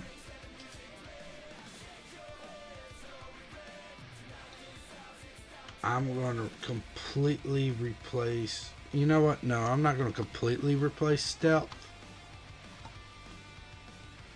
Plus 4, but I am going to move there to plus 4.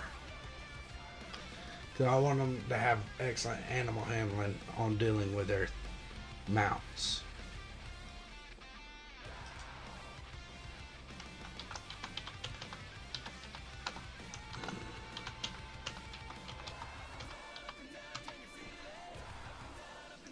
I could have sworn I saw something with a mounted combatant feature for these things.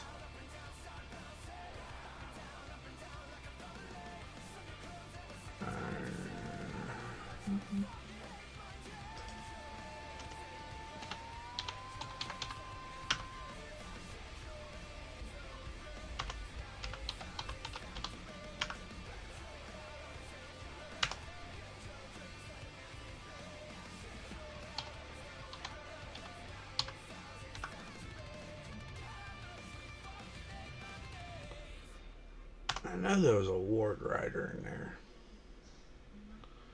Oh well. Alright.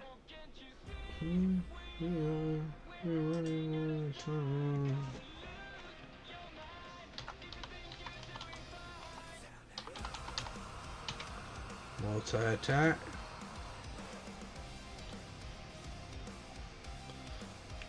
These are going to be a little different. These are going to be some wild things here.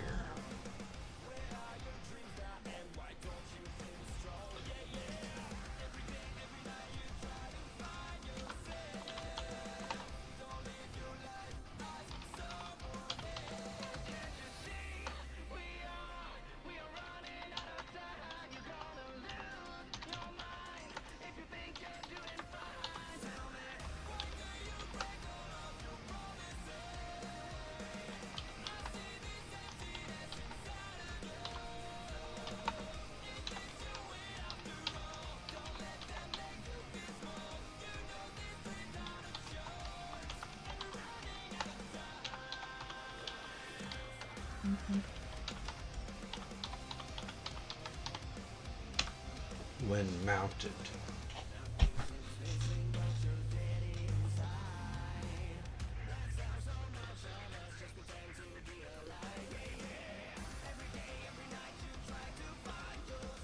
Now, first off,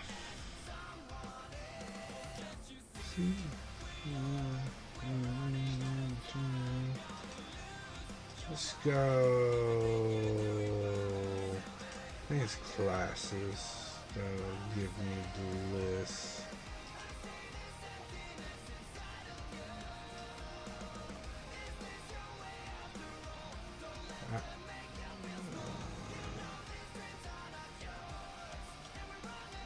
Never mind.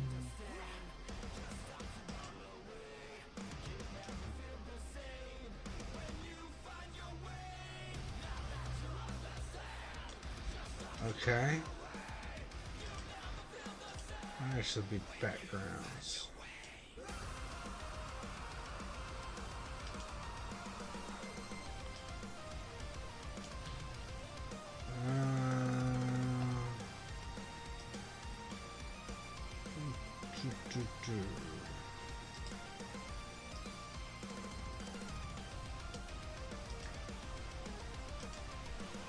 Maybe it's in a racist then. I doubt it.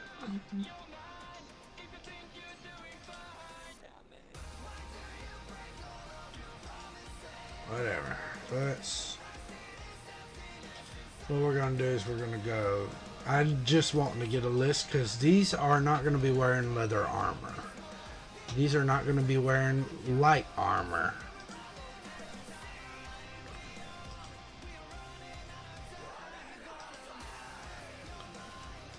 So So what I'm going to do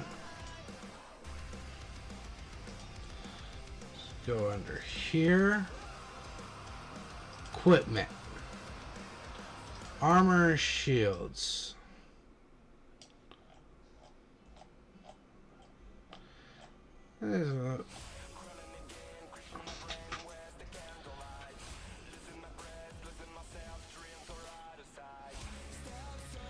Give them some chainmail.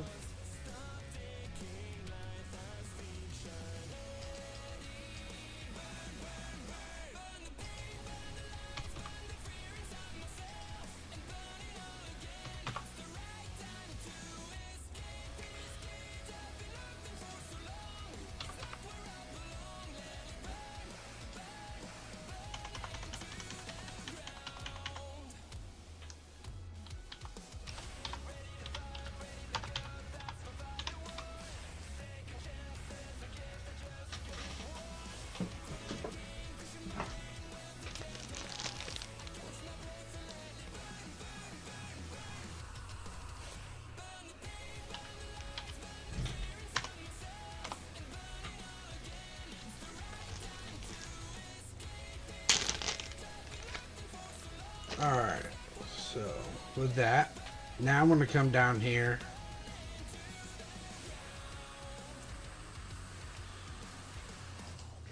I'm going to do the averages.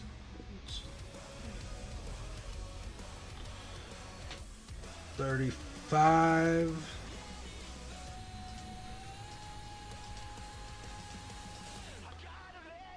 So 17. Alright. Multi-attack, short bow.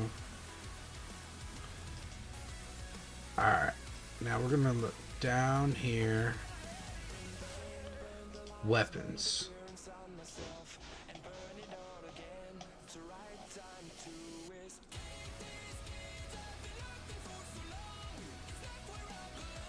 Lance. Bro. I know the special is disadvantage.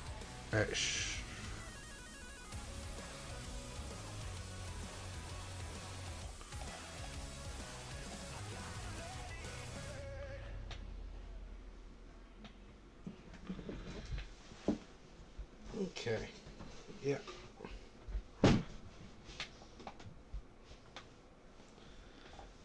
Yeah, that's what I was thinking. Okay.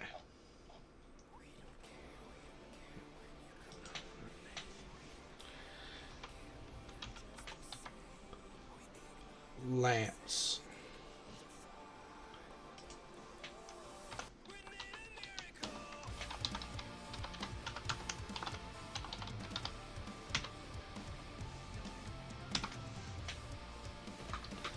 Melee weapon attack. Short bow. We need to switch you because you're just going to be a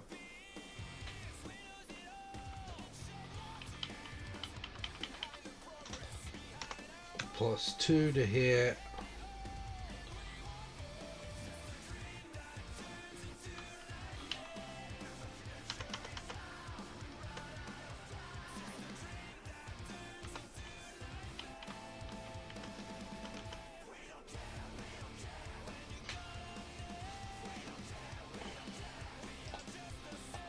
Melee weapon attack +2 +2 is 4. 4 to hit.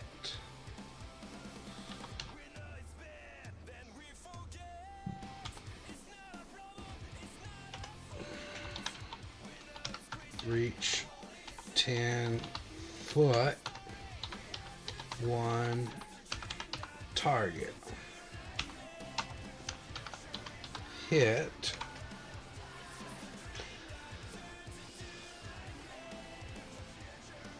It's a D10, I believe. Might as well make sure.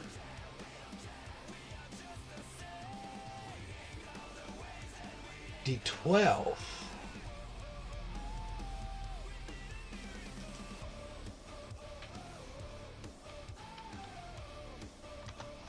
thing I checked.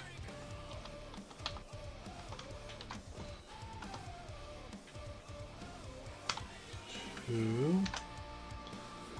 Alright.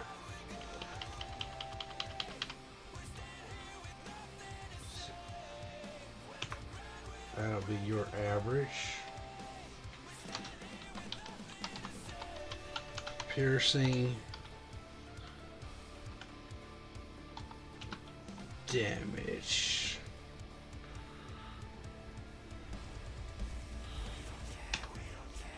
Let's fix this one.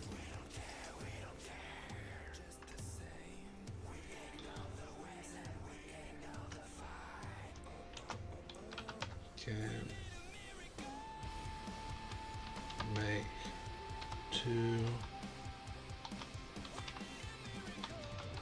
attacks per turn. Now I'm going to throw in a note.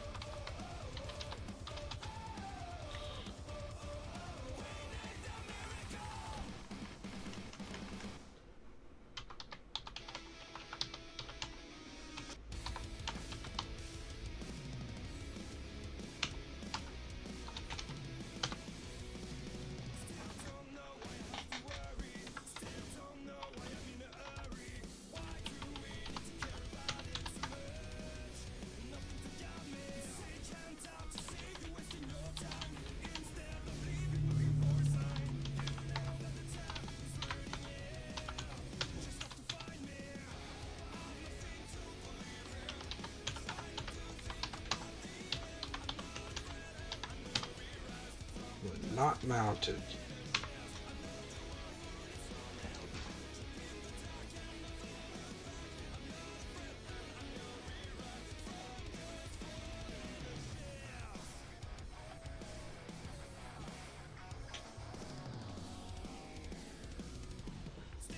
I'll probably do something later with upgrading Goblin Rider. And is it the beauty of this is like with the Goblin Flayer, you can upgrade that further on when they make it up to level 15 or so, and have like Goblin Assassins or something along that lines. Goblin Rider, you can upgrade to a Goblin Knight.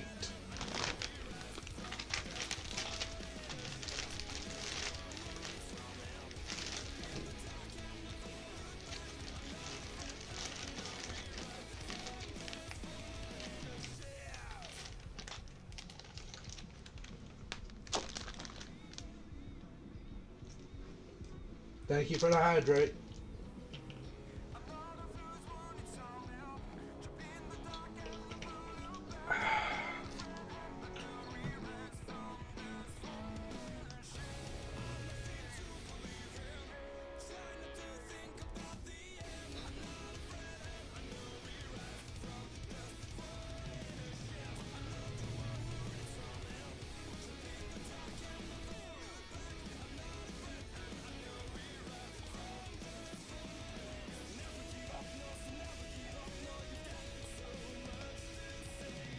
Okay, so I think the big thing with here is, yeah, so I think the only thing left is to do the challenge rating.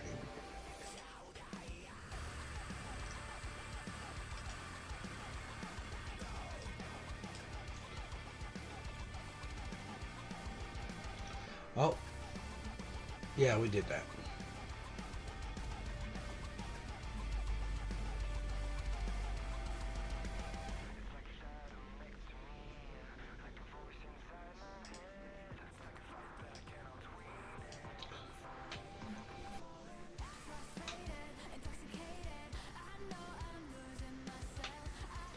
So we'll start off with hit points. It's not got any resistances or anything. 17, 18 armor class. That is going to be kind of a big deal. So 15, 17. So that's going to be a half defensively. Now, going offensively. Makes 2 of these, so 16 damage.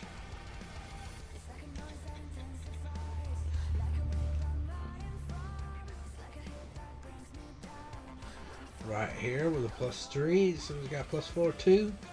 2.5. So we're looking at a challenge rating of 1. Which doesn't seem like a big deal until you take into account that these things are going to be on top of wargs.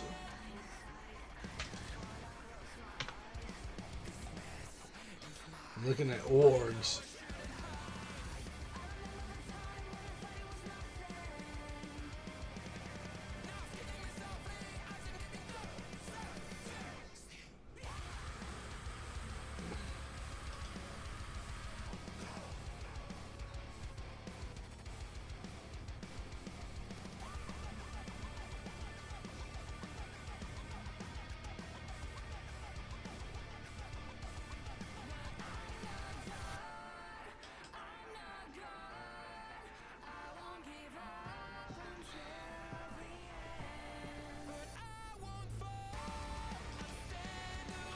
These are some wild little goblins here.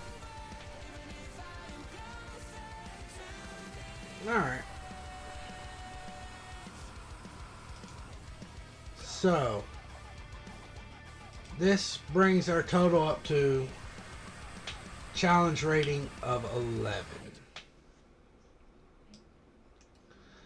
Now, at this point, we have the NPCs. What we need to do... Actually, no, we don't have the NPCs.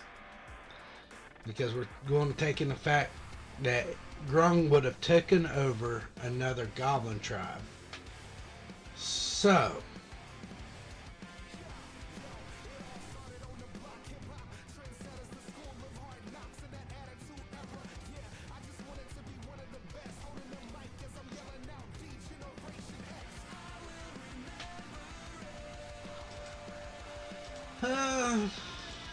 this was just his elites that he took with him.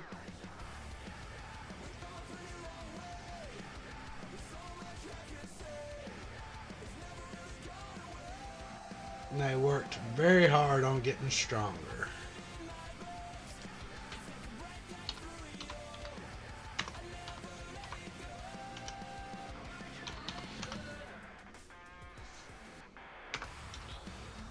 Goblin.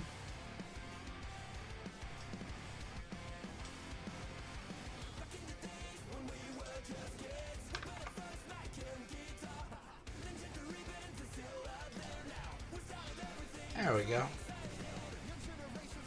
Now this is going to be the overall quest line. This is not specific encounters.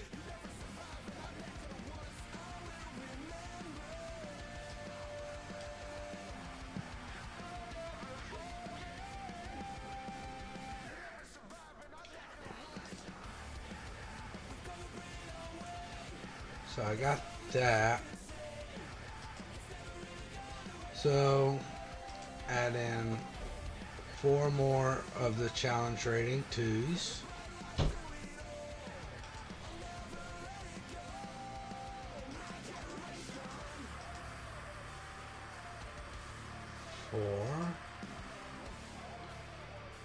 Goblin Rider. Challenge rating of 1.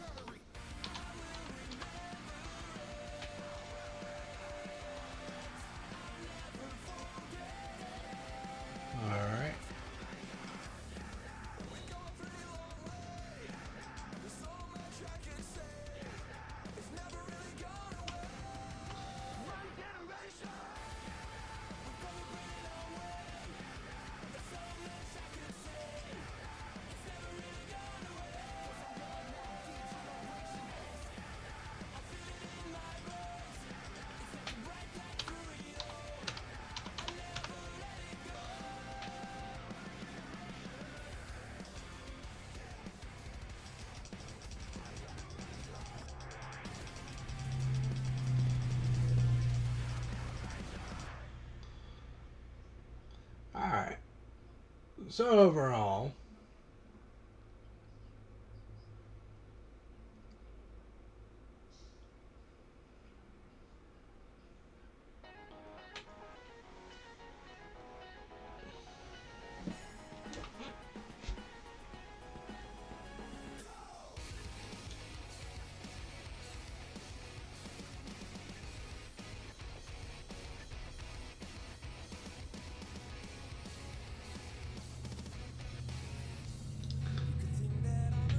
alright.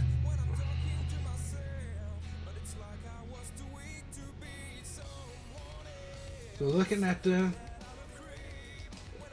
thing.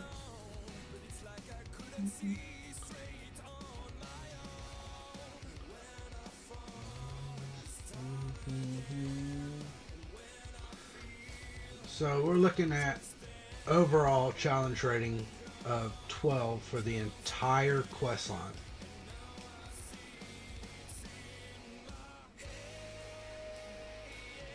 So looking over here at the encounter builder, adjusted experience of 4. Keeping in mind, when it does this stuff, it's actually taken in consideration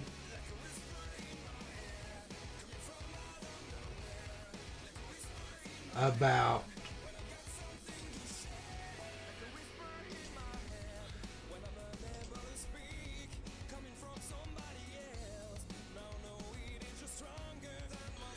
see, when it does all that, it's actually trying to consider if they're fighting all this at once, which they're not.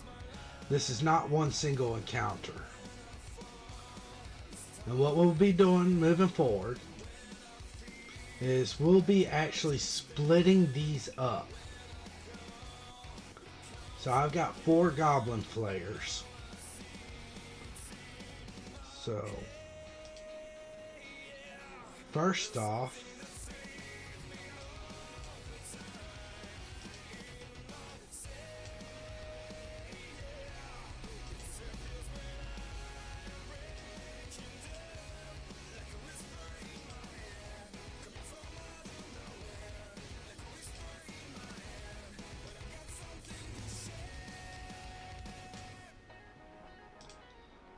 I'll put that with, if I do 2 of these with 10 goblins,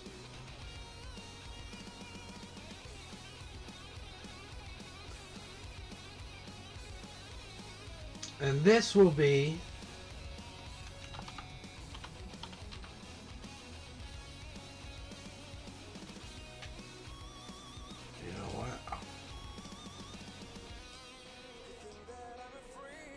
we'll do this.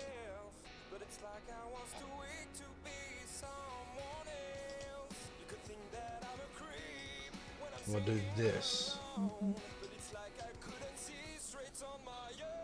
That didn't apply in there. There we go.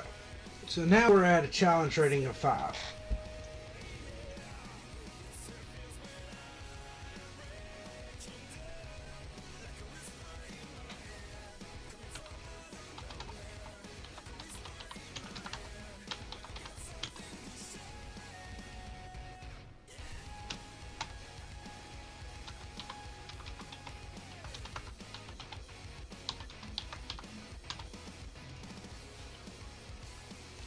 So this is how Grung's going to break it down to start with.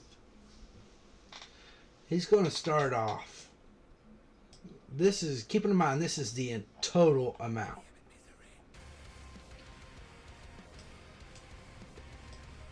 So to kind of keep track of this,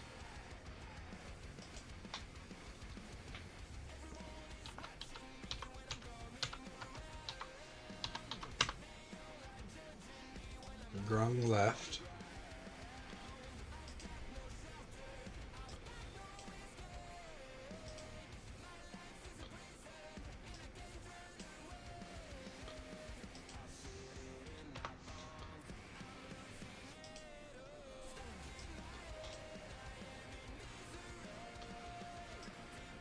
We're going to throw in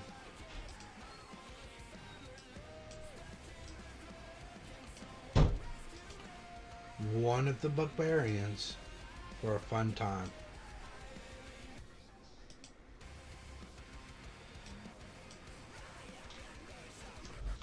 For a level 10 party, I think that's going to be pretty challenging without being suicidal right there.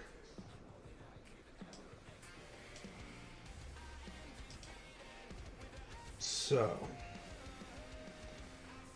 got a Goblin Rider. And after this, I'm going to, on this side, pick out how much Grung has left.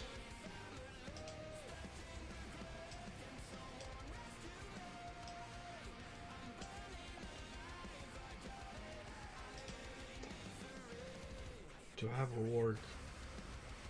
I do need one warg.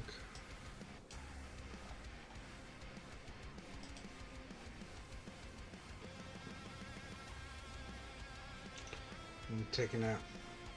Let's go make 20 goblins in the den. So we still got 10 goblins.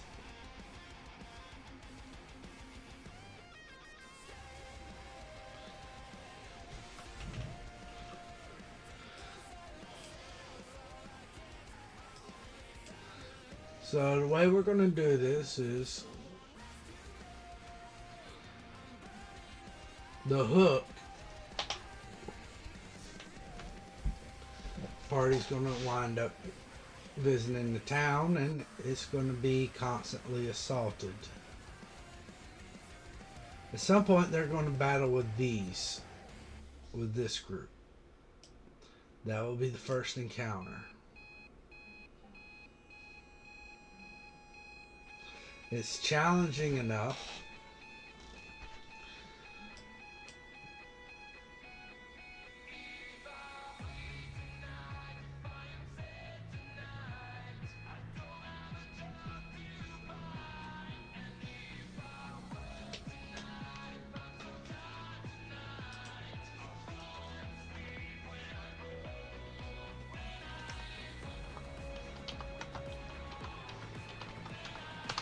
Yeah.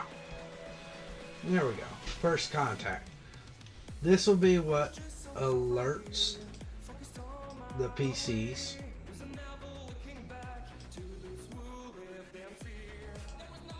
That something's going on. In fact, let's just clear these slots.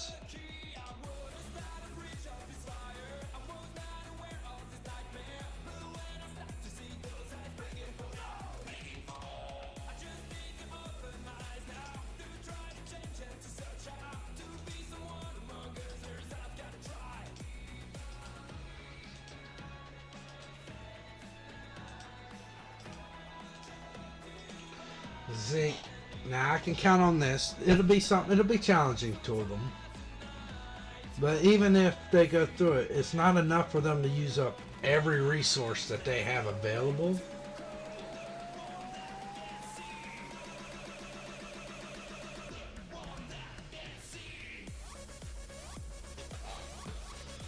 And at first glance, the heavily armored Goblin Rider and the Warg will be the two things that they notice right off the bat. Then I'll get to messing with the Barbarian, and they'll figure that out pretty quick, along with the Goblin Flayers.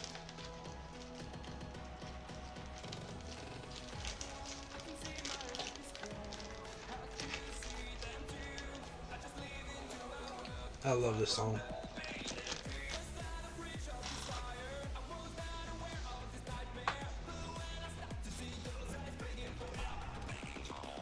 So we're going to leave that as first contact, the calling card. This will be the hook fight to tell them, hey, something's up.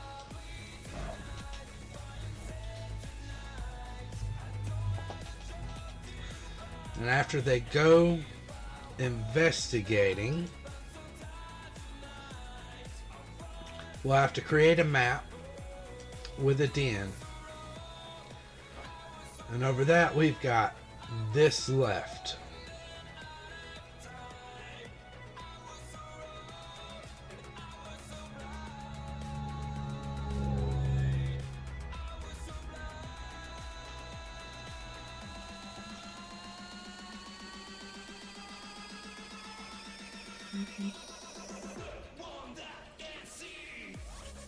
Probably we'll have to figure out what's outside standing guard.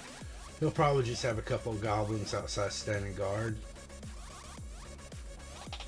Think of a nice little twist for it. There's going to be a goblin rider outside, of course, because him and the warg.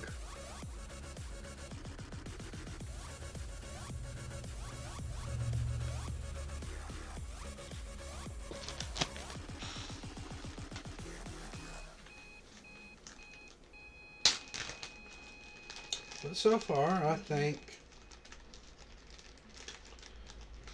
we've got the outset of the quest line. We've got the encounters breaking down.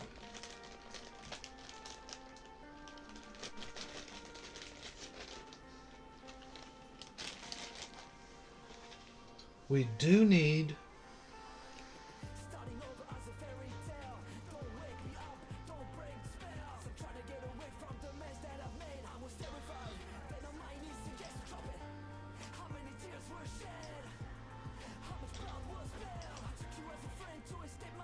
all that does some great music.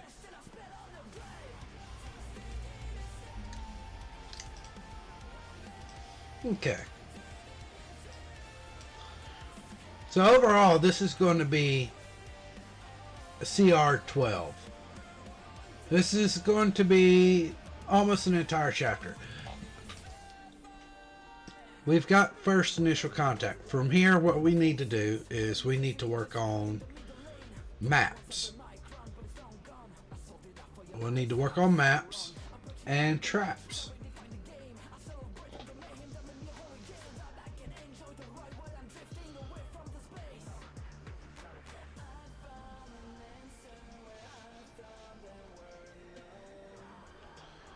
And we'll need to come up with a little bit in the story as to hooking why they're going after the actual den itself.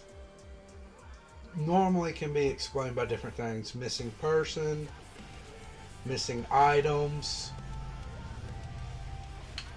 anything like that. In which case we've now added in the concept of Grung holding a hostage.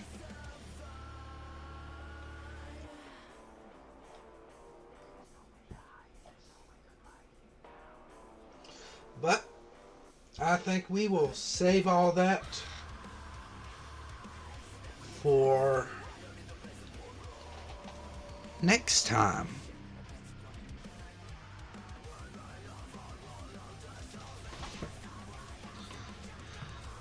So,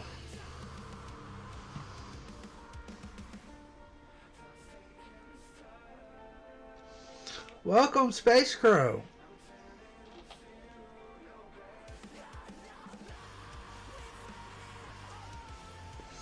Thank you for the alert.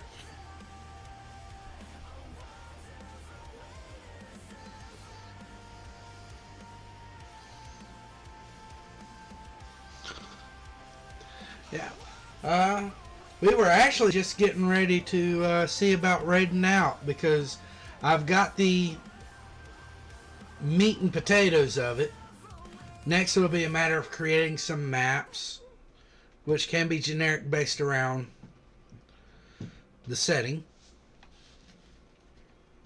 But what we've done here is we are actually creating a quest line for a set of level 10 players.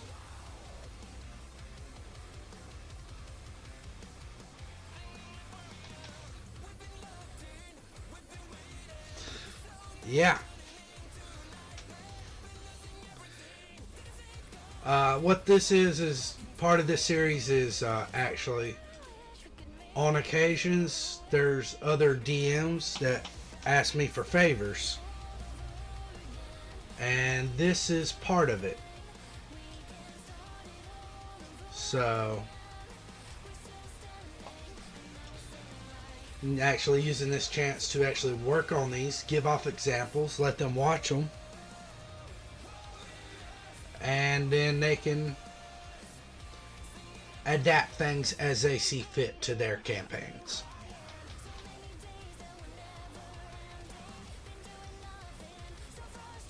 So, we've got the meat and potatoes. We've got what we are going to have between 2 Bugbarians, 30 regular goblins, 2 goblin riders, 4 goblin flayers, 1 grung, and 2 wards for the goblin riders.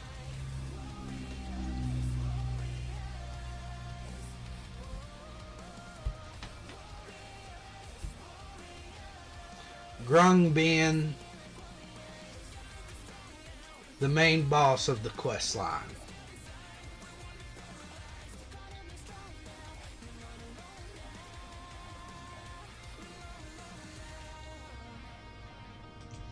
Now, I like to point out I've done all of this while only making minor changes to each NPC.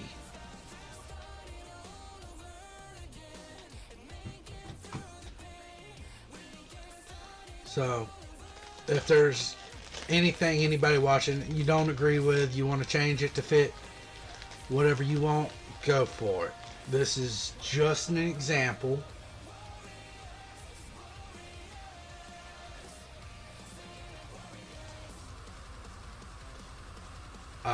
That is an example I do love going to because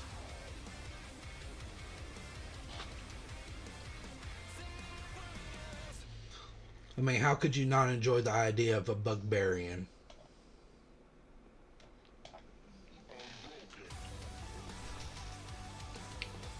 Anyways, I think right now it looks like Uni is online.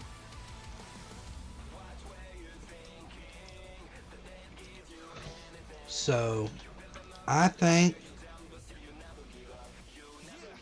we're going to go ahead and give Uni a raid before it gets too late. I am kind of tired, and we have been doing this for a few hours now. So,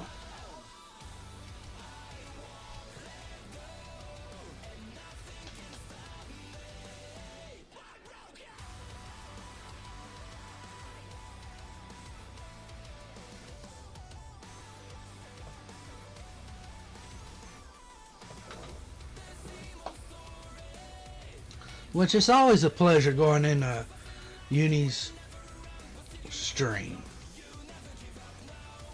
She's a very cheerful person. She's very sweet. I really get along with her fine. I'm going to go ahead and cut the music off now too. I won't let go. As soon as I find it, there it is.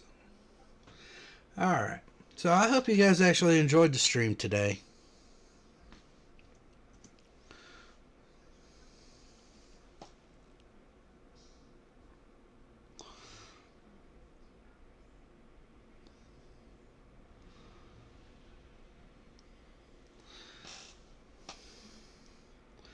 So, everybody take care. It's been fun. I'm glad I got to share this with you. Everybody have a good night, good afternoon.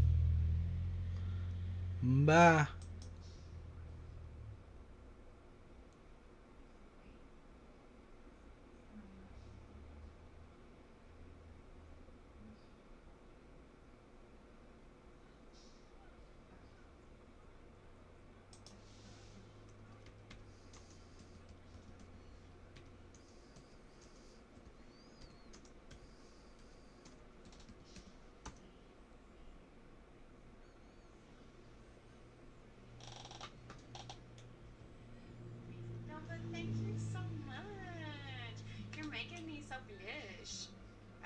popping in to say hi.